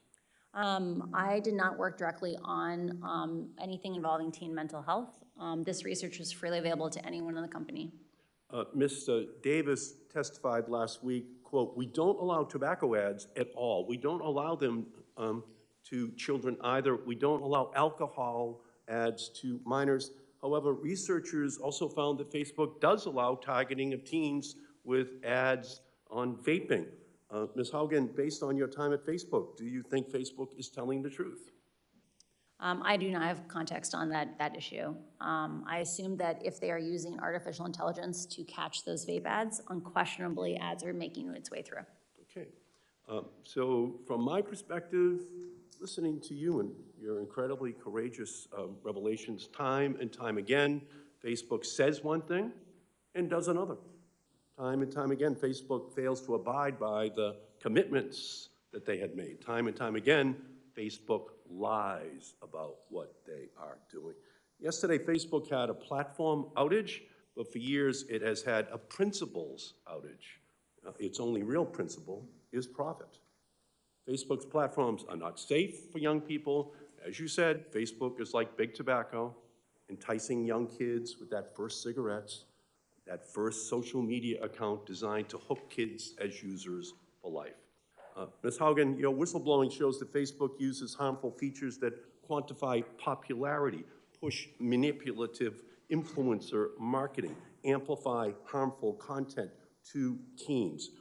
And last week in this committee, Facebook wouldn't even commit to not using these features on 10-year-olds. Facebook is built on computer codes of misconduct. Senator Blumenthal and I have introduced the Kids Internet Design and Safety Act, the KIDS Act. You have asked us to act as a committee. And Facebook has scores of lobbyists in the city right now coming in right after this hearing to tell us we can't act. And they've been successful for a decade in blocking this committee from acting. So let me ask you a question. The Kids Internet Design and Safety Act, or the KIDS Act, here's what the legislation does. It includes outright bans on children's app features that, one, quantify popularity with likes and follower counts. Promotes promotes influencer marketing, and 3, that amplifies toxic posts, and that it would prohibit Facebook from using its algorithms to promote toxic posts. Should we pass that legislation? I strongly encourage reforms that push us towards human-scale social media and not computer-driven social media. Those amplification harms are caused by computers choosing what's important to us, not our friends and family. And I encourage any system that children are exposed to not use amplification systems. So you agree that Congress has to enact these special protections for children and teens that stop social media companies from manipulating young users and threatening their well-being, to stop using its algorithm to harm kids. You agree with that? I do believe Congress must act to protect children. And children and teens also need a privacy online Bill of Rights. I'm the author of the Children's Online Privacy Protection Act of 1998. But it's only for kids under 13 because the industry stopped me from making it age 16 in 1998 because it was already their business model. But we need to update that law for the 21st century. Tell me if this should pass. 1, create an online eraser button so that young users can tell websites to delete the data they've collected about them. 2, give young teens under the age of 16 and their parents control of their information. And 3, ban targeted ads to children. I support all those actions. Thank you.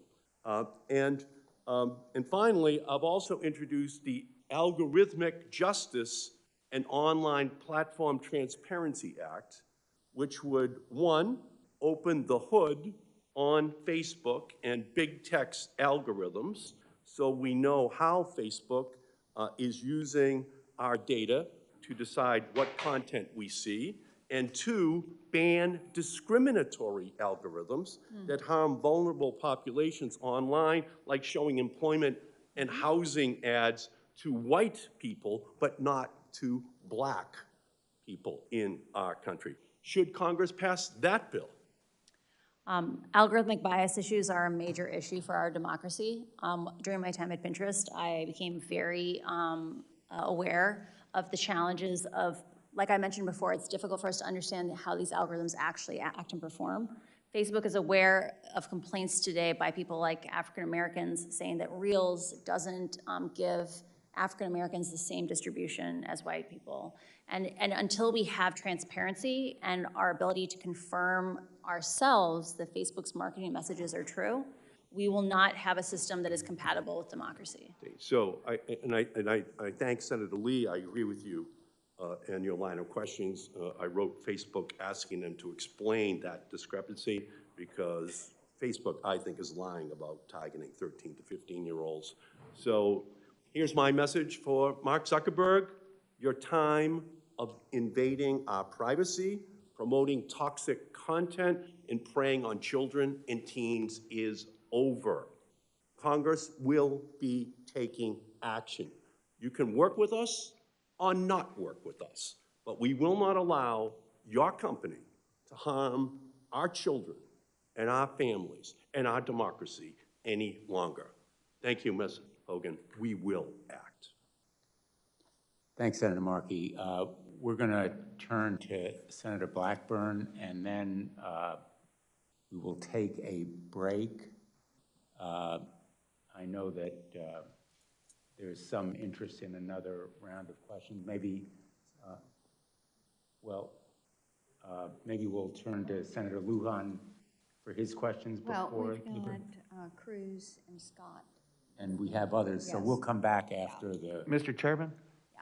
I have to go to sit in the chair starting at noon today. Why don't we turn to, you had one question? I do. I have one question. This relates to what Mr. Markey was asking. Does Facebook ever employ child psychologists or mental health professionals to deal with these children online issues that we're discussing? Facebook has many researchers with PhDs. I assume some of them are, I know that some have psychology degrees. I'm not sure if they are child specialists. Facebook also works with external agencies that are specialists at children's rights online. Senator Lujan, and then at the conclusion of Senator Lujan's questions, we'll take a break. We'll come back at noon. Thank you, Mr. Chairman, and I appreciate the indulgence of the committee. Ms. Haugen, last week, the committee heard directly from Ms. Davis, the global head of safety for Facebook. During the hearing, the company contested their own internal research as if it does not exist.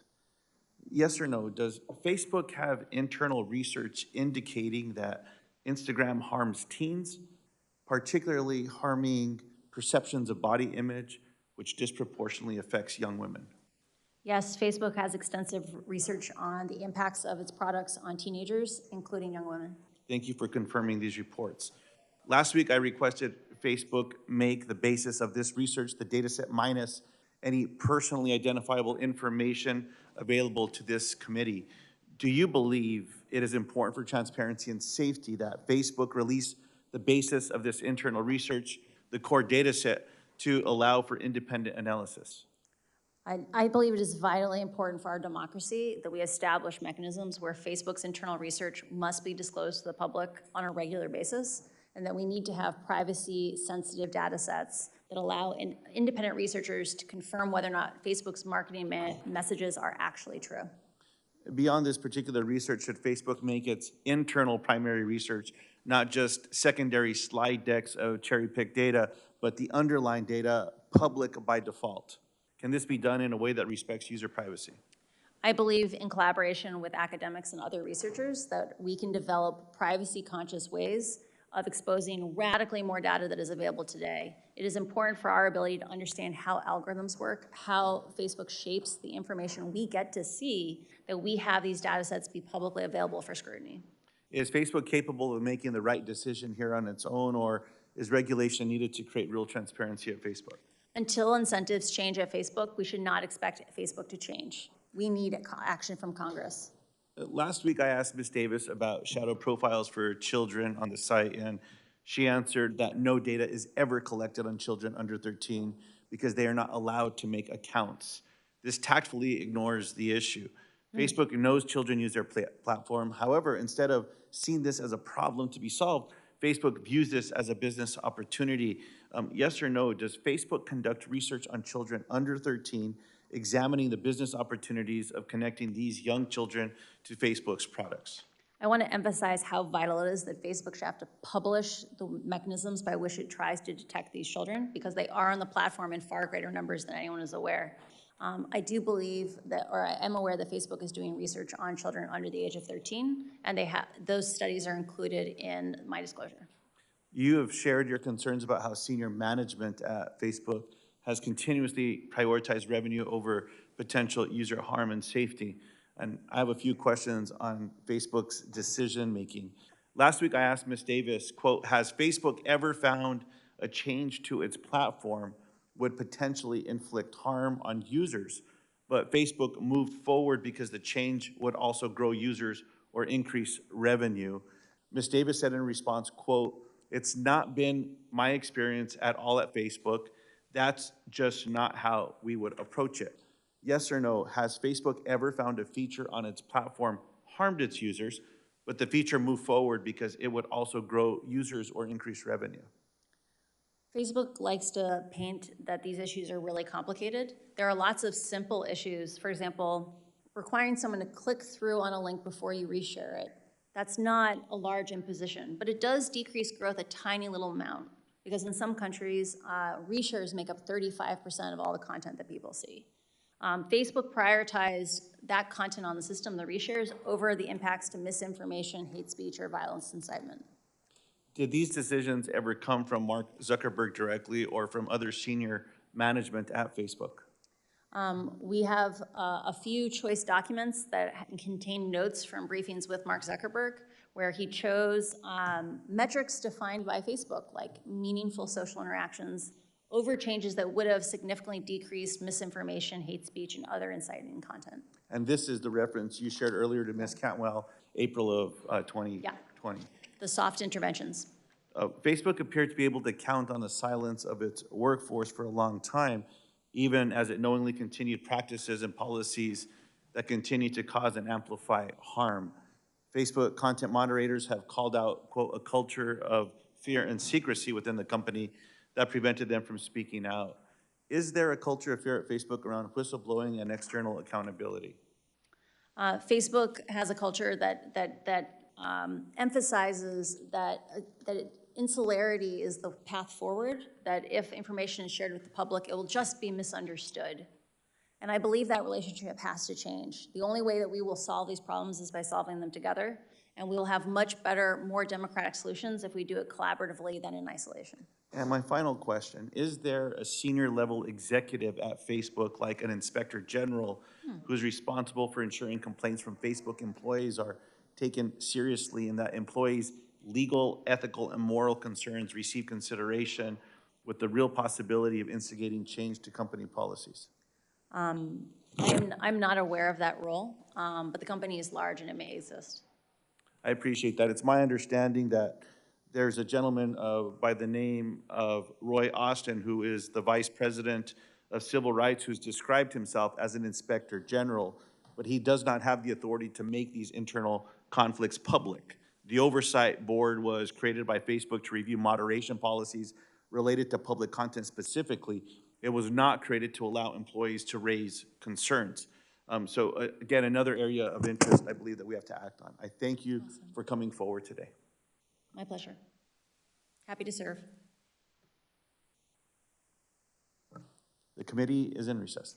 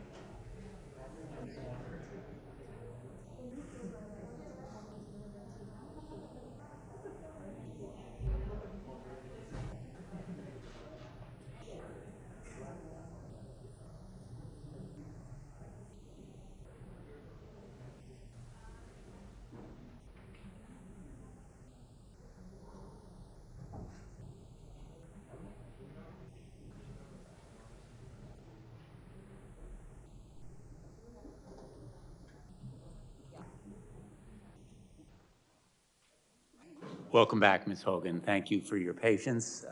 We're going to reconvene, and we'll go to Senator Hickenlooper. Thank you, Mr. Chair. Thank you, Ms. Haugen, for your direct answers and for being willing to come out and, you know, provide such clarity on so many of these issues. Obviously, Facebook can manipulate its algorithms to attract users. And I guess my question would be, do you feel, in your humble opinion, that, you know, simply maximizing profits, no matter the societal impact, that is justified? And I think the question then would be, that's the short question, which I think I know the answer. What impact to Facebook's bottom line would it have if the algorithm was changed to promote safety and to, instead of, change to save the lives of young women rather than putting them at risk? I'm learning about the talk button. Facebook today has a profit, makes approximately $40 billion a year in profit. A lot of the changes that I'm talking about are not going to make Facebook an unprofitable company. It just won't be a ludicrously profitable company like it is today. Engagement-based ranking, which causes those amplification problems that leads young women from, you know, innocuous topics like healthy recipes to anorexia content. If it were removed, people would consume less content on Facebook, but Facebook would still be profitable. And so I encourage oversight and public scrutiny into how these algorithms work and the consequences of them. Right. Well, and I appreciate that. I'm a former small business owner. I owned started a brew pub back in 1988, and really was always, we worked very hard to look. Again, we weren't doing investigations, but we were very sensitive to whether someone had had too much to drink, whether we had a frequent customer who was frequently putting himself at risk and others. Obviously, I think the Facebook business model puts, well, poses risk to youth and to teens. You compared it to cigarette companies, which I thought was rightfully so. If this, I guess the question is this level of risk appropriate? Or is there a level of risk that would be appropriate? I think there is an opportunity to reframe some of these oversight actions. So when we think of them as these trade-offs of like it's either profitability or safety, I think that's a false choice. And then in reality, the thing I'm asking for is a move from short-termism, which is what Facebook is run under today, right, is being led by metrics and not led by people. And that with appropriate oversight and some of these constraints, it's possible that Facebook could actually be a much more profitable company 5 or 10 years down the road because it wasn't as toxic, not as many people quit it. But that's one of those counterfactuals that we can't actually test. So regulation might actually make Facebook more profitable over the long term. Right, that's often the case. I think the same could be said for automobiles and go down the list of all those things. That there's so much pushback in the beginning. I also thought that the question of how do we assess the impact to their bottom line. We had a representative of Facebook in here recently who talked about that 8 out of 10 Facebook users feel their life is better and that their job is to get to 10 out of 10. Maybe this is the 20% that they're missing. I don't know how large the demographic is of people that are caught back up into this circuitous you know, sense of really taking them down into the wrong direction. How many people that is? Do you have any idea? That quote last week was really shocking to me because I don't know if you're aware of this, but in the case of cigarettes, only about 10% of people who smoke ever get lung cancer, right? So the idea that 20% of your users could be facing serious mental health issues and that's not a problem is shocking. I also want to emphasize for people that eating disorders are serious, right? There are going to be women walking around this planet in 60 years with brittle bones because of choices that Facebook made around emphasizing profit today. Or there are going to be women when they're in 20 years who want to have babies who can't because they're infertile as a result of eating disorders today. They're serious. And I think there's an opportunity here for having public oversight and public involvement, especially in matters that impact children. Great. Well, thank you for being so direct on this and for stepping forward. I yield back the floor, Chair. Thanks, Senator Hickenlooper. Senator Cruz. Thank you, Mr. Chairman. Ms. Haugen, welcome. Thank you for your testimony. When it concerns Facebook, there are a number of concerns that this committee and Congress has been focused on. Two of the biggest have been Facebook's intentional targeting of kids with content that is harmful to the children. And then secondly, and a discrete issue, is the pattern of Facebook and social media engaging in political censorship. I want to start with the first issue, targeting kids. As you're aware, and as indeed the documents that you provided indicated, Facebook, according to the public reporting on it, Facebook's internal reports found that Instagram makes, quote, body image issues worse for 1 in 3 teen girls. And additionally, it showed that, quote, 13% of British users and 6% of American users trace their desire to kill themselves to Instagram. Is that a fair and accurate characterization of what Facebook's research concluded? I only know what I read in the documents that were included in my disclosure. That is an accurate description of the ones that I have read. Because Facebook has not come forward with the total corpus of their known research, I don't know what their other things say, but yes, there is documents that say those things. So we had testimony last week in the Senate with a witness from Facebook who claimed that information was not accurate and needed to be in context. Now, of course, she wasn't willing to provide the context, the alleged mysterious context. Do you know of any context that would make those data anything other than horrifying and deeply disturbing?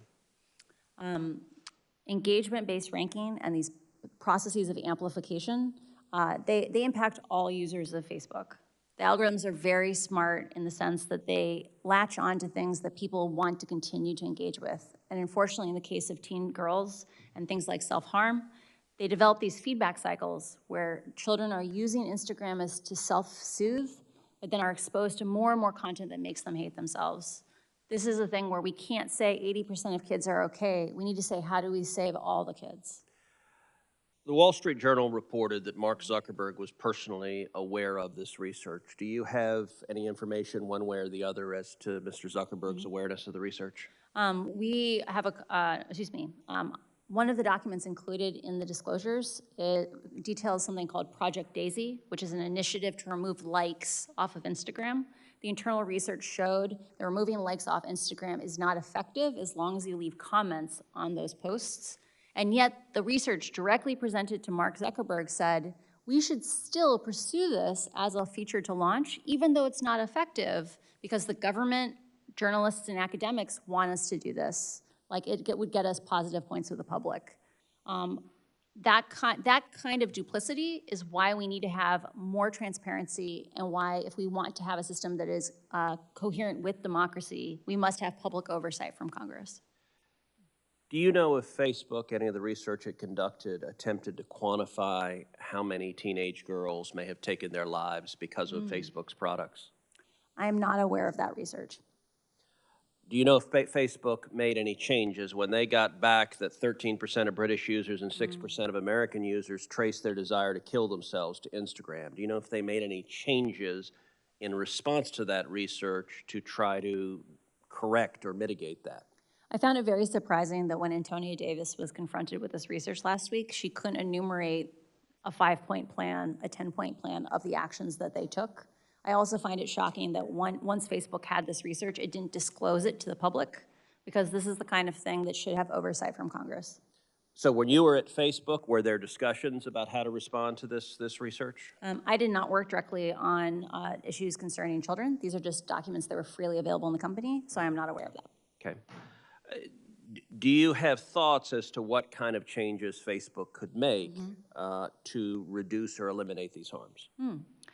You mentioned earlier concerns around free speech. A lot of the things that I advocate for are around changing the mechanisms of amplification, not around picking winners and losers in the marketplace of ideas. The So problems that explain are- what that means. Oh, sure.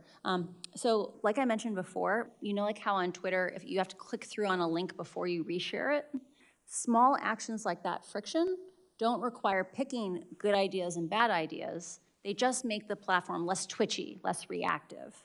And Facebook's internal research says that each one of those small actions dramatically reduces misinformation, hate speech, and violence inciting content on the platform. So, and we're running out of time, but on the second major topic of concern of Facebook, which is censorship, based on what you've seen, are you concerned about political censorship at Facebook and in big tech?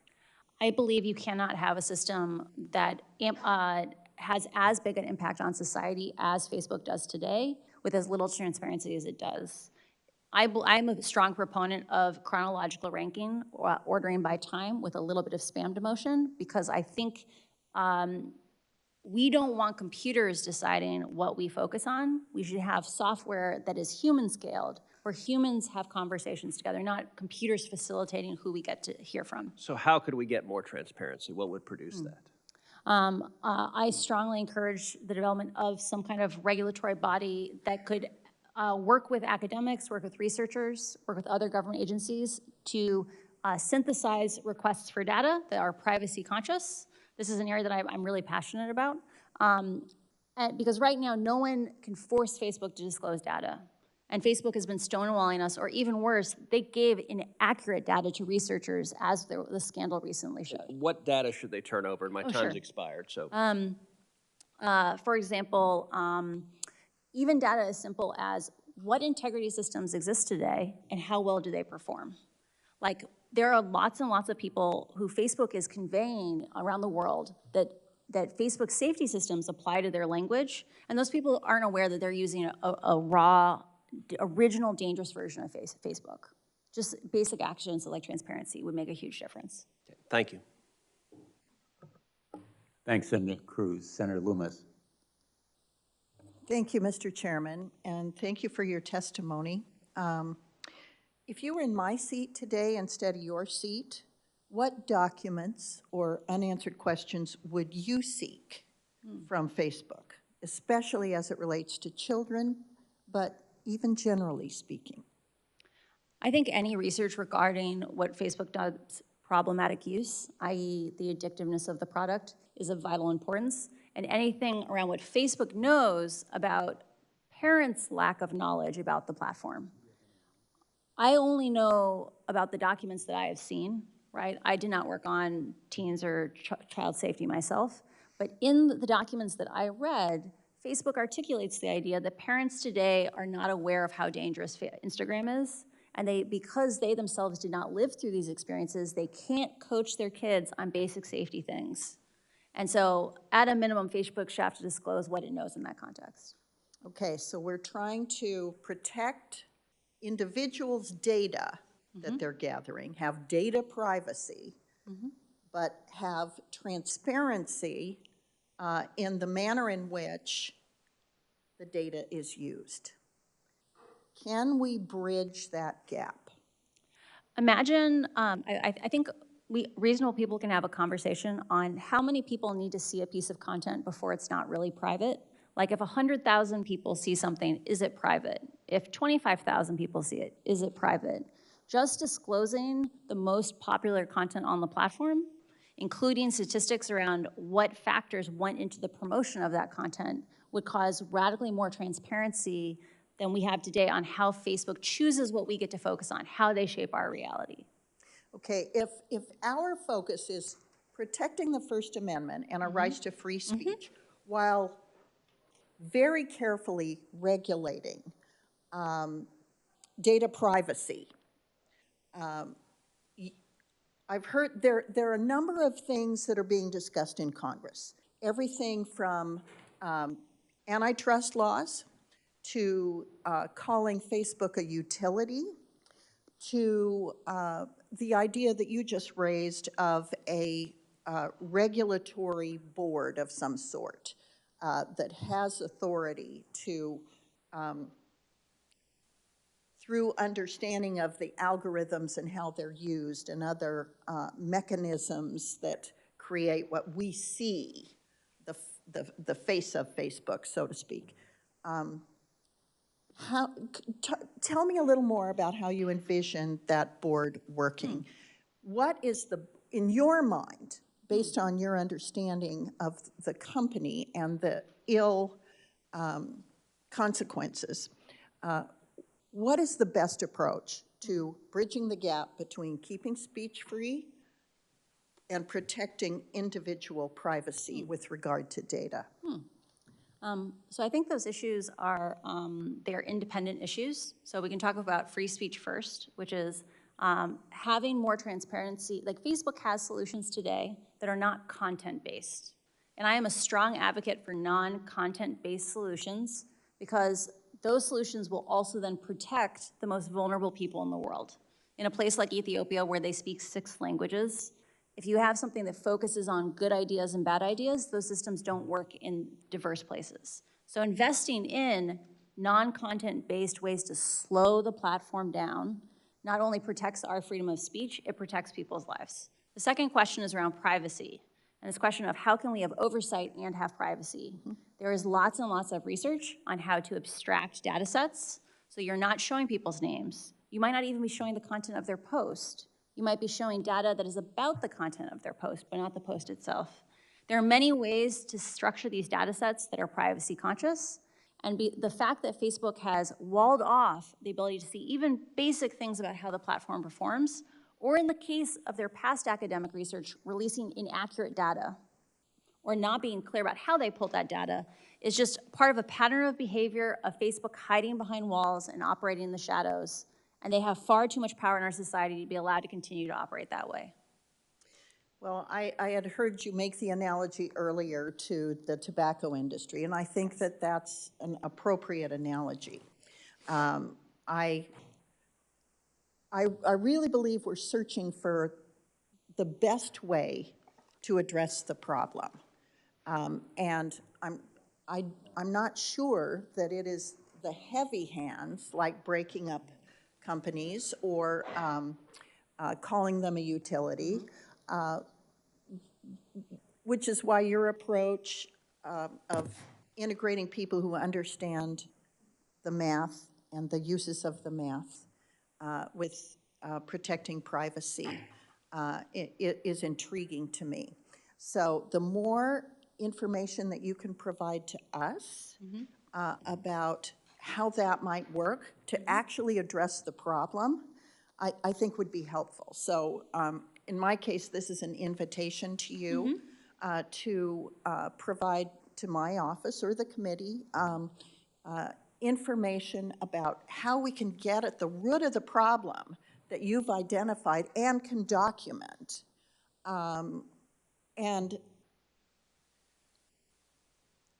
save people's privacy. So I extend that invitation to you, and I thank you for your testimony. Mr. Chairman, I yield back. Thanks, Senator Lummis. Senator Sullivan.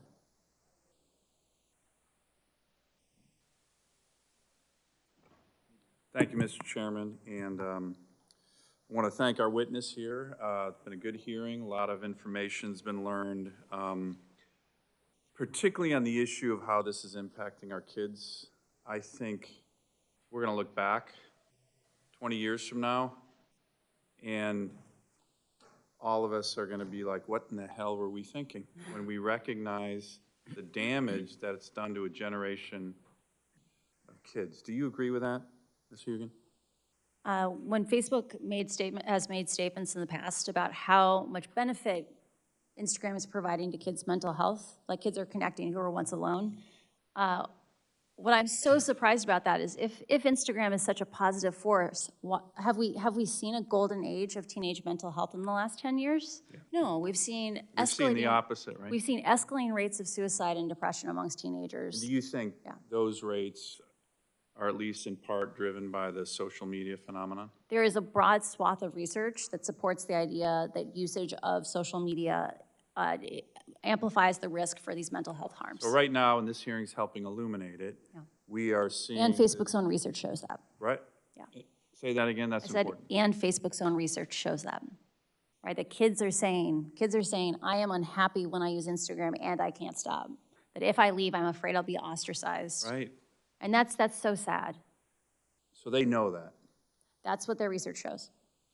So what do you think drives them to, I had this discussion with the witness last week, and I said, well, you know, I think they called it their timeout or stop. I said, but isn't that incompatible with your business model? Because your business model is more time online, more eyeballs online. Isn't that the fundamental elements of their business model? Facebook has had both an interesting opportunity and a hard challenge from being a closed system. So they have had the opportunity to hide their problems. And like often people do when they can hide their problems, they get in over their heads. And I think Facebook needs an opportunity to have Congress step in and say, guess what? You don't have to struggle by yourself anymore. You don't have to hide these things from us. You don't have to pretend they're not problems. You can declare moral bankruptcy and we can figure out how to fix these things together.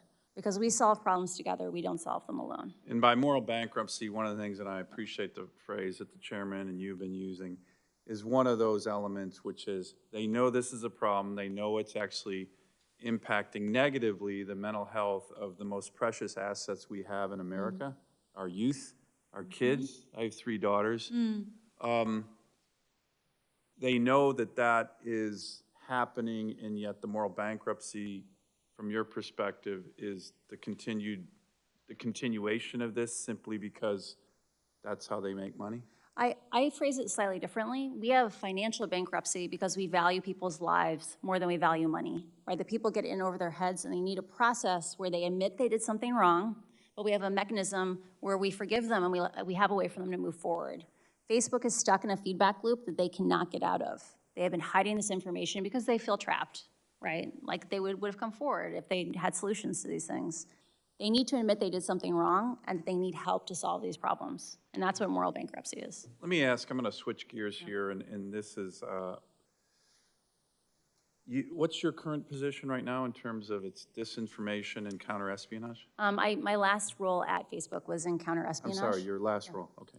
Yeah. So one of the things, this is a very different topic, and I only got a minute or so left, but right now, is Facebook, I know Facebook is not allowed in countries like China, but do they provide platforms for authoritarian or terrorist-based leaders like the Ayatollahs in Iran, that's the largest state-sponsored terrorism in the world, or the Taliban, or Xi Jinping, in my view, our biggest rival for this century, a communist party dictator who's trying to export his authoritarian model around the world.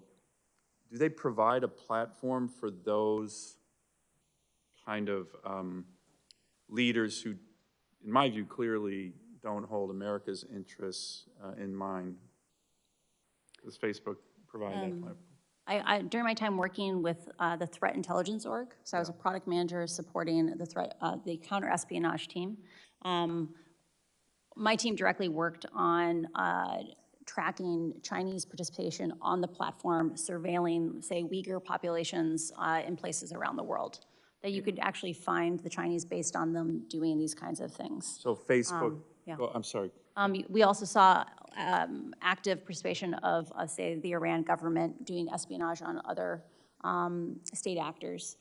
So this is definitely a thing that is happening, and I believe Facebook's consistent understaffing of the counter-espionage, information operations, and counterterrorism teams is a national security issue, and I'm speaking to other parts of Congress about that. So you are saying, in essence, that the platform, whether Facebook knows it or not, is being utilized by some of our adversaries in a way that helps push and promote their interests at the expense of America's?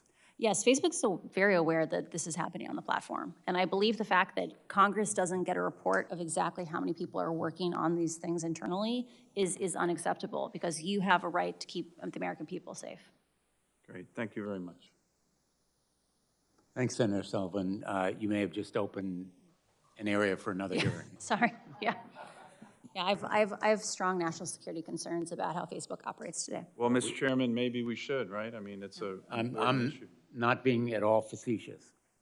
Thank you for your questions on this topic, and I know you have a busy schedule, but we may want to discuss this issue with you, members of our committee, at least informally and if you'd be willing to come back for another hearing. That certainly is within the realm of possibility. I haven't consulted the ranking member, but, or the chairwoman, but thank you for your honesty and your candor on that topic. Senator Scott. Thank you, Chairman. First off, thanks for coming forward, and thanks for coming forward in a manner that you want to have positive change. So that's not always what happens. Earlier this year, I sent a letter to Facebook and other social media platforms asking them to detail the harmful impacts, including effects on mental health their platforms have on children and teens. So your reports reveal that Facebook has been fully aware of this for a while, and the harmful impacts, especially on young women. So I think we all agree that's completely unacceptable, and we've got to figure out how we protect the people that are vulnerable in this country from the harmful impacts of Facebook and other social media platforms. So first off, do you think there should be greater consideration for age when it comes to using any social media? I strongly encourage raising age limits to 16 or 18 years old based on looking at the data around problematic use or addiction on the platform and children's self-regulation issues. So I think you addressed this a little bit, but why do you think Facebook didn't address this publicly when they figured it out internally that they were having an adverse impact on young people, especially young women? Why didn't they come forward and say, we've got a problem, we've got to figure this out? I have a huge amount of empathy for Facebook. These are really, really hard questions. And part of why I was saying, I think they feel a little trapped and isolated is the problems that are driving negative social comparison on Instagram. Facebook's own research says Instagram is actually distinctly worse than, say, TikTok or Snapchat or Reddit, because TikTok is about doing fun things with your friends. Snapchat is about faces and augmented reality. Reddit is vaguely about ideas, but Instagram is about bodies and about comparing lifestyles. And so I think there are real questions where like Instagram would have to come in and think hard about their product or about like what is their product about. And I don't think those answers are immediately obvious. But that's why I believe we need to solve problems together and not alone, because collaborating with the public will give us better solutions. So do you think Facebook was trying to mitigate the problem? I think within the set of incentives that they were working within, they did the best they could. Unfortunately, those incentives are not sustainable and they are not acceptable in our society. Do you think Facebook and other social media platforms ought to be required to report any harmful effects they have on young people? One of the things that I found very interesting after the report in the Wall Street Journal on teen mental health was that a former executive at the company said Facebook needs to be able to have private research. And the part that I was offended by this was Facebook has had some of this research on the negative effects of Instagram on teenagers for years. I strongly support the idea that Facebook should have a year, maybe 18 months to have private research, but given that they are the only people in the world who can do this kind of research, that the public never gets to do it, they shouldn't be allowed to keep secrets when people's lives are on the line. So, because to be clear, if they make $40 billion a year, they have the resources to solve these problems. They're choosing not to solve them. yeah. Didn't that surprise you? They wouldn't put more effort into this? I know. Because you know it's going to catch up with them eventually, right? Yeah, wouldn't you? like I mentioned earlier to Senator Hickenlooper, right? Coming in and having oversight might actually make Facebook a more profitable company 5 or 10 years from now, because toxicity, Facebook's own research shows they have something called an integrity holdout. These are people who don't get protections from integrity systems to see what happens to them. Right. And those people who deal with a more toxic, painful version of Facebook use Facebook less. And so one could reason a kinder, friendlier, more collaborative Facebook might actually have more users 5 years from now. So it's in everyone's interest. Do you think, I've got a bill, and there's a lot of bills that I think we've all talked about, but mine is called the Data Act. It's going to require express consent from users for large platforms to use algorithms on somebody. You agree with that? Shouldn't we consent before they get to take everything about us and go sell it? Pick how they send things to us?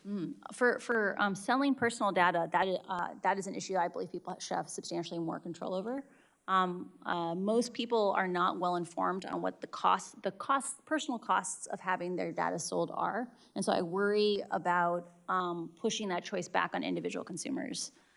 In terms of should people consent to working with algorithms, I worry that if Facebook is allowed to give users the choice of, do you want an engagement-based newsfeed, or do you want a chronological newsfeed, like ordered by time, maybe a little spam demotion, that people will choose the more addictive option, that engagement-based ranking, even if it is leading their daughters to eating disorders. All right, thank you. Thanks, Senator Scott. I think we have concluded the first round, unless we're missing someone who is online and not hearing anyone. Let's go to the second round. Thank you again for your patience. I know you have a hard stop, I think, at 1:30, so we'll be respectful of that limitation. And I'll begin by asking a few questions. First, let me say, Senator Klobuchar very aptly raised with you the principal obstacle to our achieving legislative reform in the past, which is the tons of money spent on lobbyists and other kinds of influence peddling, to use a pejorative word, that is so evident here in the United States Congress. Some of it's dark money, some of it is very overt, but I guess the point I'd like to make to you personally is that your being here really sends a profound message to our nation that one person can really make a difference. One person standing up, speaking out, can overcome a lot of those obstacles for us. And you have crystallized, in a way, our consciousness here. You have been a catalyst, I think, for change in a way that we haven't seen. And I've been working on these issues for 10, 15 years. And you have raised awareness in a way that I think is very unique. So thank you not only for your risk-taking and your courage and strength in standing up, but also for the effect that it has had. And I also want to make another point, and you can tell me whether I'm correct or not. I think there are other whistleblowers out there. I think there are other truth tellers in the tech world who want to come forward. And I think you're leading by example. I think you are showing them that there's a path to make this industry more responsible and more caring about kids and about the nature of our public discourse generally and about the strength of our democracy. And I think you have given them a boost, those whistleblowers out there, in potentially coming forward. I think that's tremendously important. And I think also, and again, you can tell me if I'm wrong, there are a lot of people in Facebook who are cheering for you because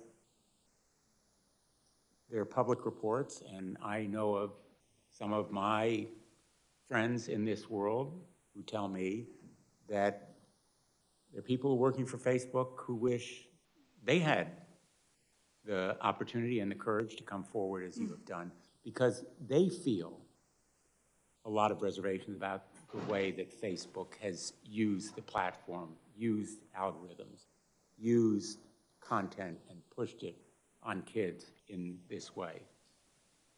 So those are sort of hypotheses that I hope you can confirm. And I also would like to ask you, because a lot of parents are watching right now. So you've advised us on what you think we should do, the reforms, some of them that you think we should adopt, stronger oversight, authorized by Congress, better disclosure, because right now, Facebook essentially is a black box for most of America. Facebook is a black box that's designed by Mark Zuckerberg Incorporated. Mark Zuckerberg and his immediate coterie, and the buck stops with him. And reform of Section 203, so there's some legal responsibility. So people have a day in court, some kind of recourse legally when they're harmed by Facebook, because right now it has this broad immunity. Most of America has no idea. Essentially, you can't sue Facebook. You have no recourse. Most America doesn't know about Section 230, and if you pushed a lot of members of Congress, they wouldn't know either. It's actually slightly worse than that. Facebook made a statement in a legal proceeding recently where they said they had the right to mislead the court because they had immunity, right? That 230 gave them immunity, so why should they have to tell the truth about what they're showing? Which is kind of Shocking. Well, it is shocking to a lawyer, Yeah. which some of us are. It's also utter disregard and contempt for the rule of law and for the very legal structure that gives them that kind of protection. So it's kind of a new low in corporate conduct, at least in court.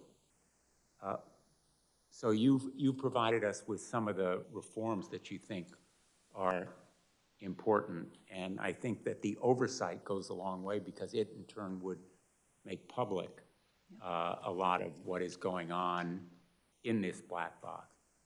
But for now, since a lot of teens and tweens will be going home tonight, as you've said, to endure the bullying, the eating disorders, the invitations to feel insecure about themselves, heightened anxiety. They have to live with the real world as it exists right now. And they will be haunted for their lifetimes by these experiences. What would you tell parents right now? What would you advise them about what they can do? Because they need more tools. And some of the proposals that have been mentioned here would give parents more tools to protect their children. Right now, a lot of parents tell me they feel powerless. They need more information. They're way behind their kids in their adeptness online. And they feel that they need to be empowered in some way to protect their kids in the real world right now in real time. So I offer you that open-ended opportunity to talk to us a little bit about your thoughts. Very rarely do you have one of these generational shifts where the generation that leads, like parents who guide their children, have such a different set of experiences that they don't have the context to support their children in a safe way. There is an active need for schools or maybe the National Institutes of Health to make established information where if parents want to learn on how they can support their kids, it should be easy for them to know what is constructive and not constructive. Because Facebook's own research says kids today feel like they are struggling alone with all these issues because their parents can't guide them. And one of the things I'm saddest when I look on Twitter is when people blame the parents for these problems with Facebook. They say, just take your kid's phone away. And the reality is those issues are a lot more complicated than that. And so we need to support parents because right now, if Facebook won't protect the kids, we at least need to help the parents to protect the kids. If parents are anguished They are. about this issue. Parents are hardly uncaring. They need the tools, they need to be empowered. And I think that the major encouragement for reforms is going to come from those parents. And you have pointed out, I think in general, but I'd like you to just confirm for me, this research and the documents containing that research is not only findings and conclusions, it's also recommendations for changes. What I hear you saying is that again and again and again, these recommendations were just rejected or disregarded, correct? There is a pattern of behavior that I saw at Facebook, of Facebook choosing to prioritize its profits over people. And any time that Facebook faced even tiny hits to growth, like 0.1% of sessions, 1% of views, that it chose its profits over safety. And you mentioned, I think, bonuses tied to downstream MSIs? To core MSI, yeah. Could you explain what you meant? So MSI is meaningful social interaction. Facebook's internal governance is very much based around metrics. So Facebook is incredibly flat, to the point where they have the largest open floor plan office in the world. It's 1/4 mile long in one room, right? They believe in flat. And instead of having internal governance, they have metrics that people try to move. In a world like that, it doesn't matter that we now have multiple years of data saying MSI may be encouraging bad content, might be making spaces where people are scared, where they are shown information that puts them at risk. It's so hard to dislodge a ruler like that, a yardstick, that you end up in the situation where, because no one is taking leadership, like no one is intentionally designing these systems, it's just many, many people running in parallel, all moving the metric, that these problems get amplified and amplified and amplified, and no one steps in to bring the solutions. And I just want to finish, and then I think we've been joined by Senator Young, and then we'll go to Senator Blackburn and Senator Klobuchar. You know, I spent a number of years as an attorney general helping to lead litigation against big tobacco. And I came to hear from a lot of smokers how grateful they were, ironically and unexpectedly, that someone was fighting big tobacco, because they felt they had been victimized as children. They started smoking when they were 7, 8, 12 years old, because big tobacco was hooking them. And as we developed the research, very methodically and purposefully addicting them at that early age, when they believed that they would make themselves more popular, that they would be cool and hip if they began smoking. And then nicotine hooked them. Now, physiologically, nicotine has addictive properties. What is it about Facebook's tactics of hooking young people that makes it similar to what big tobacco has done? Facebook's own research about Instagram contains quotes from kids saying, I feel bad when I use Instagram, but I also feel like I can't stop, right? I know that the more time I spend on this, the worse I feel, but like I just can't, like that they want the next click, they want the next like, the dopamine, you know, the little hits all the time. And I feel a lot of pain for those kids, right? Like they say they fear being ostracized if they step away from the platform. So imagine you're in this situation, you're in this relationship where every time you open the app, it makes you feel worse, but you also fear isolation if you don't. I think there's a huge opportunity here to make social media that makes kids feel good, not feel bad, and that we have an obligation to our youth to make sure that they're safe online. Thank you. Senator Young?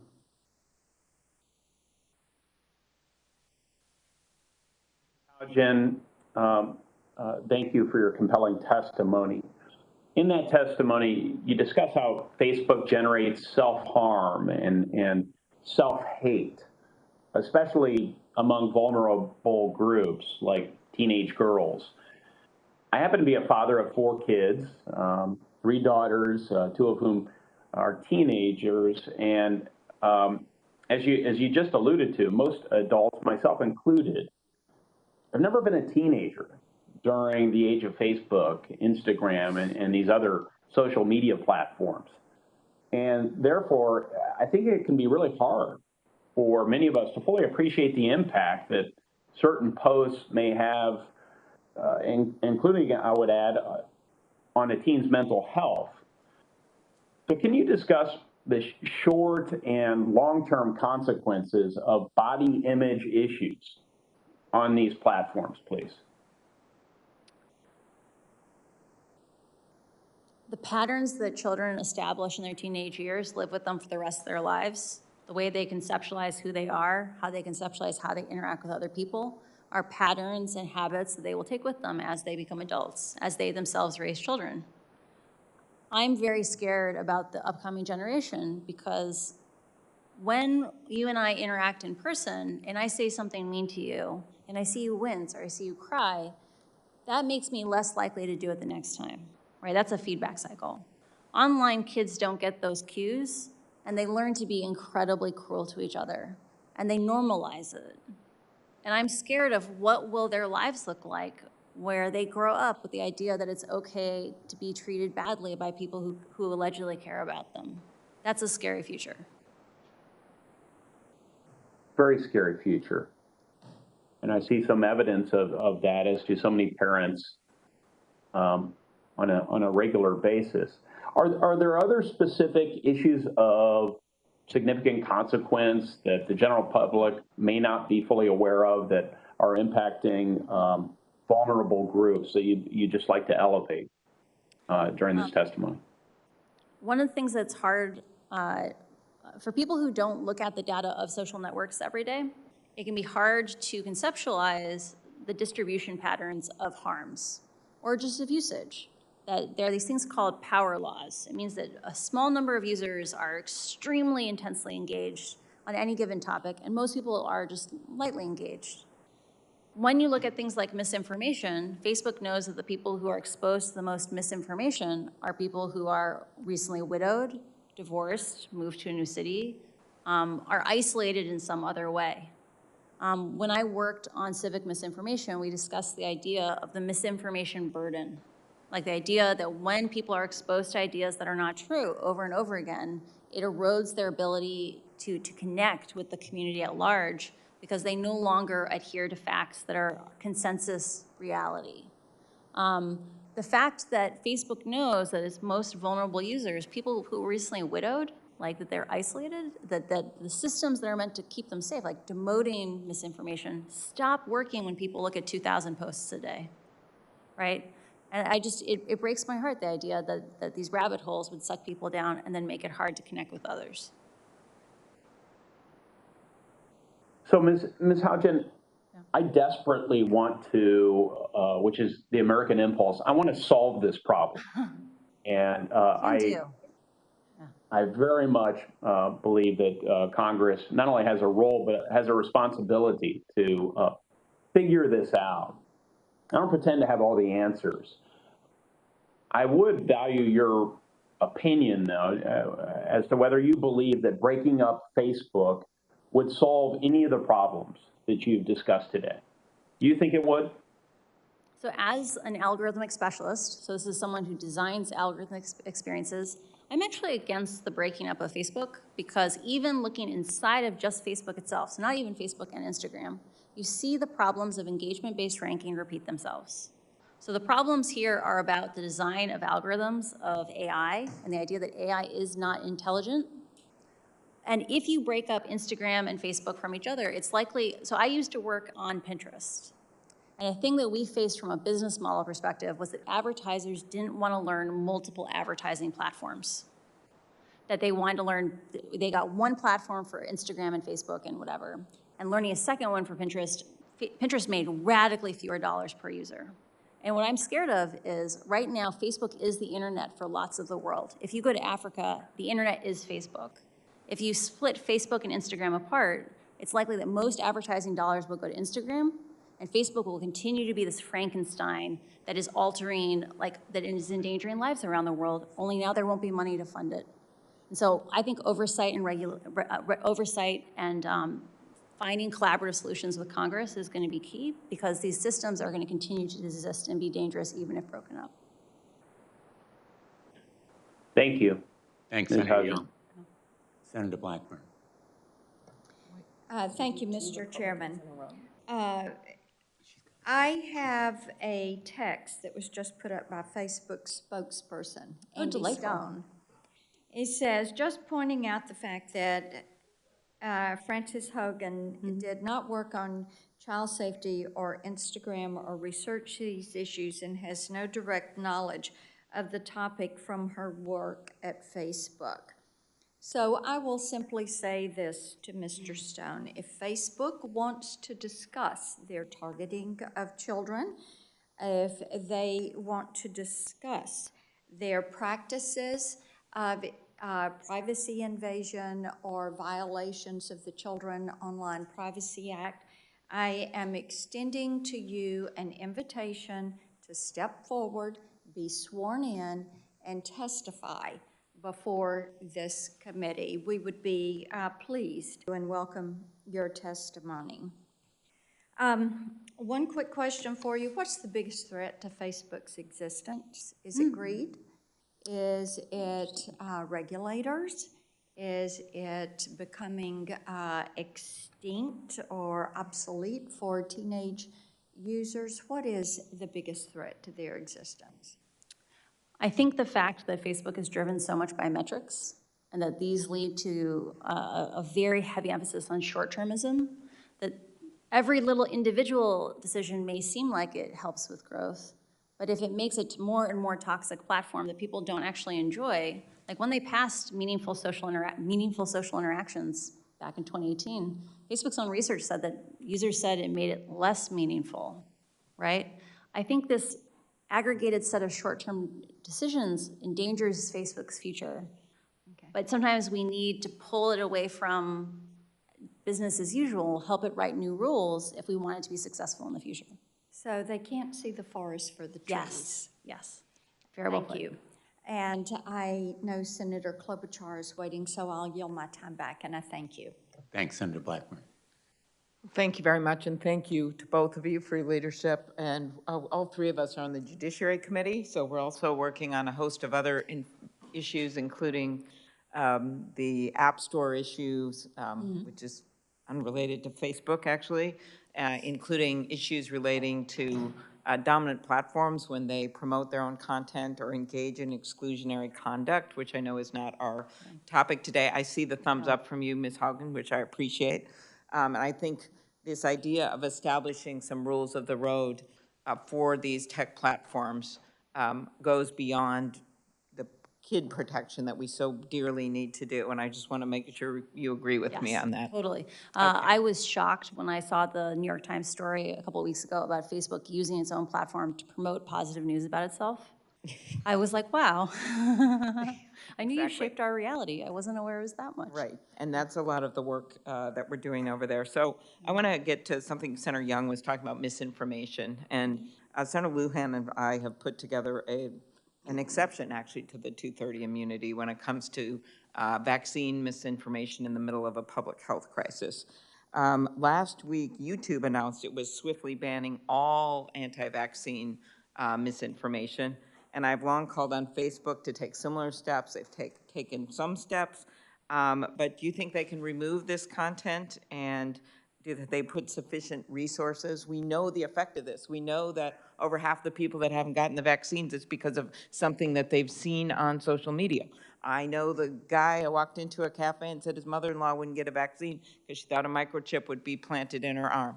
Could you, which is false, I'm just saying that for the record here, could, in case it gets put on social media, could you talk about, are there enough resources to stop this from happening?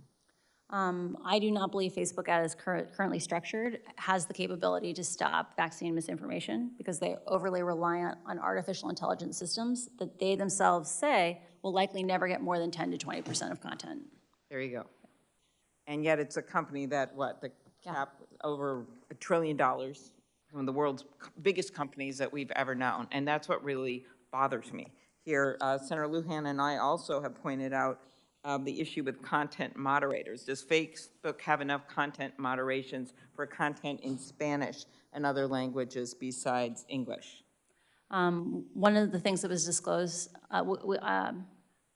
we have documentation that shows how much operational investment there was by different languages, and it showed a consistent pattern of underinvestment in languages that are not English. I am deeply concerned about Facebook's ability to operate in a safe way in languages beyond maybe the top 20 in the world.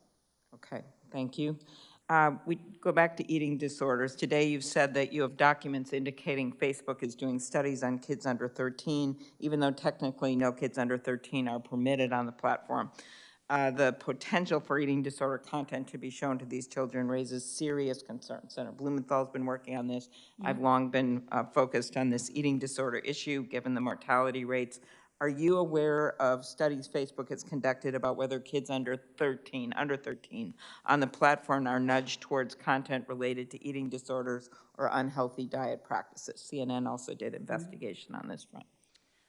I have not seen specific studies regarding eating disorders in under the age of 13, but I have seen research that indicates that they are aware that teenagers coach tweens who are on the platform to not reveal too much, to not post too often, and that they have categorized that as a myth that you can't be authentic on the platform, and that the marketing team should try to advertise to teenagers to stop coaching tweens that way. So I believe we've shared that document with Congress already. Exactly. Well, thank you, and we'll be looking more. Speaking of the research issue, Facebook has tried to downplay the internal research that was done, saying it was unreliable. It seems to me that they're trying to mislead us there. The research was extensive, surveying hundreds of thousands of people traveling around the world to interview users. In your view, are the internal researchers at Facebook who examine how users are affected by the platform, is their work thorough? Are they experienced? Is it fair for Facebook to throw them under the bus? Facebook has one of the top-ranked research programs in the tech industry. Like, they've invested more in it than I believe any other social media platform. And some of the biggest heroes inside the company are the researchers, because they are boldly asking real questions and being willing to say awkward truths. The fact that Facebook is throwing them under the bus, I think, is unacceptable, and I just want the researchers to know that I stand with them and that I see them. Or maybe we should say, as the name of one book, The Ugly Truth. Yeah. What about Facebook blocking researchers at NYU from accessing the platform? Does that concern you? These are outside researchers. I am deeply concerned. So for context, for those who are not familiar with this research, there are researchers at NYU who, because Facebook does not publish enough data on political advertisements or how they are distributed, these are advertisements that influence our democracy and how it operates, they created a plugin that allowed people to opt in, to volunteer, to help collect this data collectively, and Facebook lashed out at them and even banned some of their individual accounts. The fact that Facebook is so scared of even basic transparency that it goes out of its way to block researchers who are asking awkward questions shows you the need for congressional oversight and why we need to do federal research and federal regulations on this. Very good. Thank you. Thank you for your work. Thanks, Senator Klobuchar. Senator Markey. Thank you. Thank you, Mr. Chairman. Thank you for your incredible leadership on this issue. As early as 2012, Facebook has wanted to allow children under the age of 12 to use its platform. At that time, in 2012, I wrote a letter to Facebook asking questions about what data it planned to collect and whether the company intended to serve targeted ads at children. Now, here we are 9 years later, debating the very same issues. Today, Ms. Haugen, you've made it abundantly clear why Facebook wants to bring more children onto the platform. It's to hook them early, just like cigarettes, so that they become lifelong users, so Facebook's profits increase. Yet, we should also ask why in the last 9 years has the company not launched Facebook for Kids or Instagram for Kids? After all, from the testimony here today, Facebook appears to act without regard to any moral code or any conscience, or instead puts profit above people, profit above all else. The reason why Facebook hasn't officially permitted kids 12 and under to use its platform is because the Child Online Privacy Protection Act of 1998 that I'm the author of exists. Because there is a privacy law on the books, which I authored, that gives the Federal Trade Commission regulatory power to stop websites and social media companies from invading the privacy of our children, 12 and under. That's why we need to expand the Child Online Privacy Protection Act.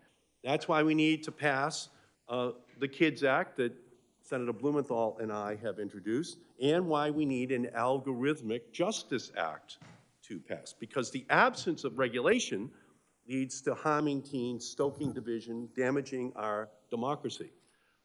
That's what you've told us today. So, Ms. Haugen, I want you to come back to the protections that you are calling on us to enact. This isn't complicated. We're going to be told online all day with these paid Facebook people, oh, Congress can't act. They're not experts. It's too complicated for Congress. Just get out of the way. You're not experts. Well, this isn't complicated. Facebook and its big tech lobbyists are blocking my bills to protect kids because it would cost them money. That's how complicated it is. So let's start with the Kids Act that Senator Blumenthal and I that would ban influencer marketing to kids. Today's popular influencers peddle products while they flaunt their lavish lifestyles to young users. Can you explain how allowing influencer marketing to teens and children makes Facebook more money?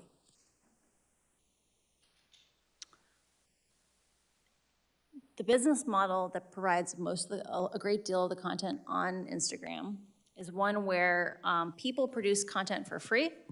They put it on Instagram for free, no one's charged for it. But many of those content creators have sponsorships from brands or from other affiliate programs. Facebook needs those content creators to continue to make content so that we will view content and in the process view more ads. Facebook provides tools to support influencers who do influencer marketing because it gives them the supply of content that allows them to keep people on the platform, viewing more ads, making more money for them. Yeah, so I am actually the author of the 1990 Children's Television Act. What does that do? Well, it says to all the television networks in America, stop preying upon children. Stop using all of your power in order to try to get young children in our country hooked on the products that are going to be sold. We had to pass a law that banned television stations from doing this. That's why I knew that after my law passed in 1996 to break up the monopolies of the telecommunications industry and allow in the Googles and the Facebooks and all the other companies, you name it, that we would need a child privacy protection there because everyone would just move over to that new venue. It was pretty obvious, and of course the industry said, no way we're gonna have privacy laws for adults, and they blocked me from putting that on the books in 1996. But at least for children, I got up to age 12. That's all I could get out of the industry. But we also know that as time has moved on, they've become even more sophisticated so that the Kids Act is necessary to stop children and teen apps from being features such as likes and follower counts that quantify popularity. Ms. Haugen, can you explain how allowing these features that create an online popularity contest makes Facebook more money? Just to make sure, so I am only familiar with issues regarding teens from the research I have read of Facebook's. So I want to put that caveat in there. The research I have seen with regard to quantifiable popularity is that as long as comments are allowed, so this is not a quantitative thing, this is just comments, as long as comments are still on posts on Instagram, just taking likes off Instagram doesn't fix the social comparison problem. That, you know, teenage girls are smart. They see that Sally is prettier than them. Her pictures are really good.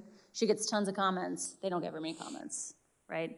And so I do think we need larger interventions than just removing quantitative measures.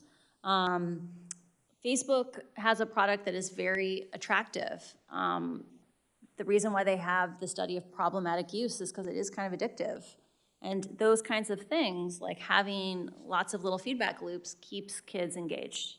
And like I mentioned earlier, part of why Facebook switched over to meaningful social interactions was it found that if you got more likes, more comments, more reshares, you produced more content.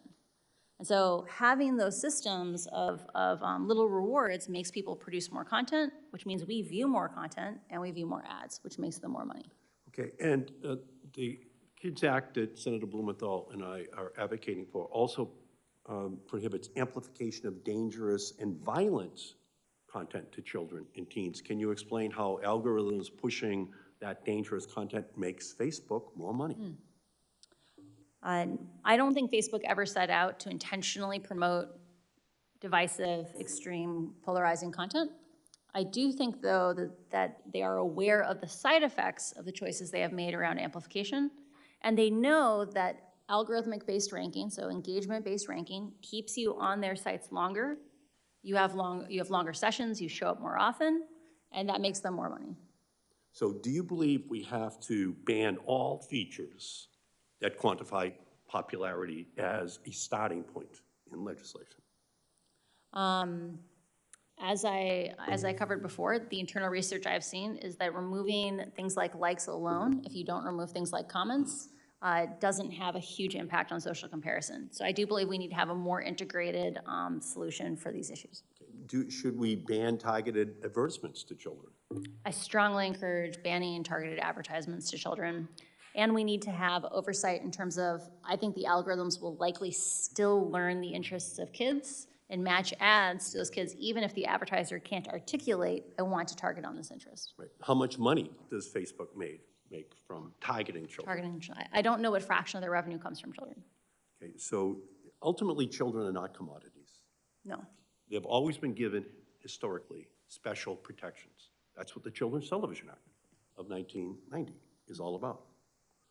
They've always been given this special safety zone so that children can grow up without being preyed upon by marketers.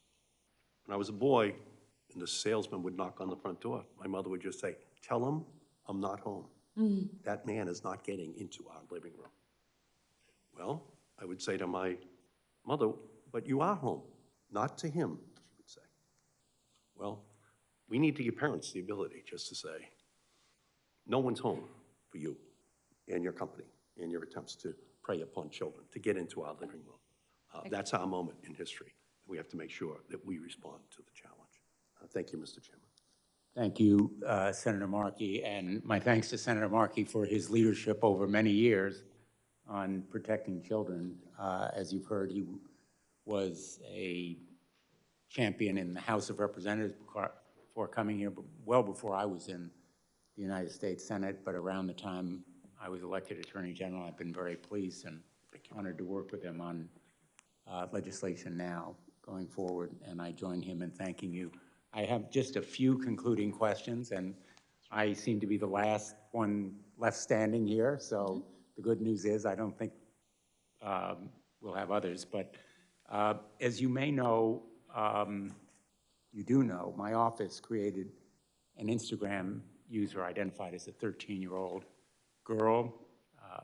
She followed a few easily identifiable accounts on weight loss, dieting, eating disorders, and she was deluged, literally, within a day of content pushed to her by algorithms that, in effect, promoted self-injury and eating disorders. Are you surprised by that fact? I'm not surprised by that fact. Facebook has internal research where they have done even more gentle versions of that experiment, where they have started from things like interest in healthy recipes, so not even extreme dieting.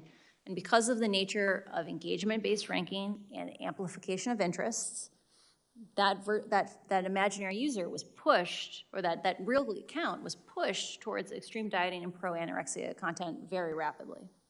And that's the algorithm. That's the algorithm. That algorithm could be changed. The algorithm definitely could be changed. I have firsthand experience from having worked at Pinterest.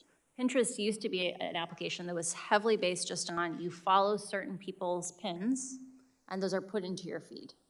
And over time, it grew to be much, much more heavily based on recommendations, that the algorithm would figure out, what are you interested in? You can have wonderful experiences that are based on human interactions. So these are human scale technologies, not computers choosing what we focus on. So the average parent listening here, worried about their daughter or son being deluged with these kinds of content, would want that kind of algorithm changed, I would think, and would welcome the oversight that you're recommending. I believe parents deserve more options and more choices. And today they don't know even what they could be asking for. I just received by text, literally about 15 minutes ago, a message from someone in Connecticut, and I'm going to read it to you. It's from a dad.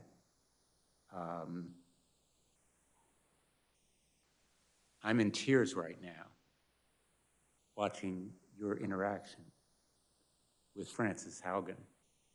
My 15-year-old daughter loved her body at 14, was on Instagram constantly, and maybe posting too much. Suddenly she started hating her body dysmorphia, now anorexia, and was in deep, deep trouble before we found treatment. I fear she'll never be the same. I'm brokenhearted. I think people tend to lose sight of the real world impact here. And I think that's the reason that you're here. I'd just like to invite you, if you have any words to those other employees at big tech, the workers who may be troubled by the misconduct or unethical conduct that they see, what you would tell them. We live in a pattern that we have seen throughout time with regard to technologies is that humans are very crafty people. Like we find interesting solutions, but we often get out over our skis, right? We develop things that are of a larger scale than we really know how to handle.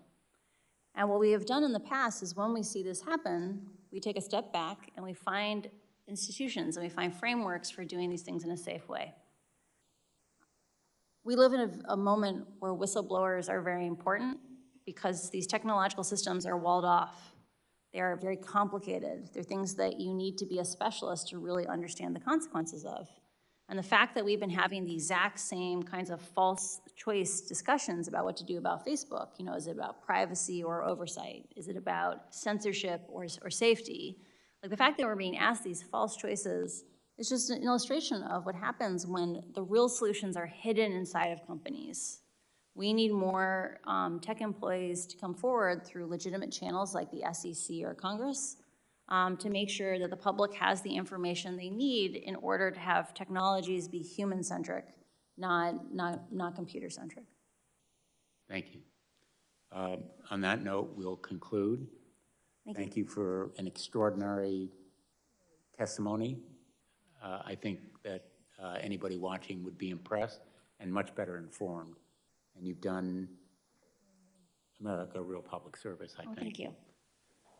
The record will remain open for 2 weeks. Any senators who want to submit questions for the record should do so by October 19th. This hearing is adjourned. Thank you.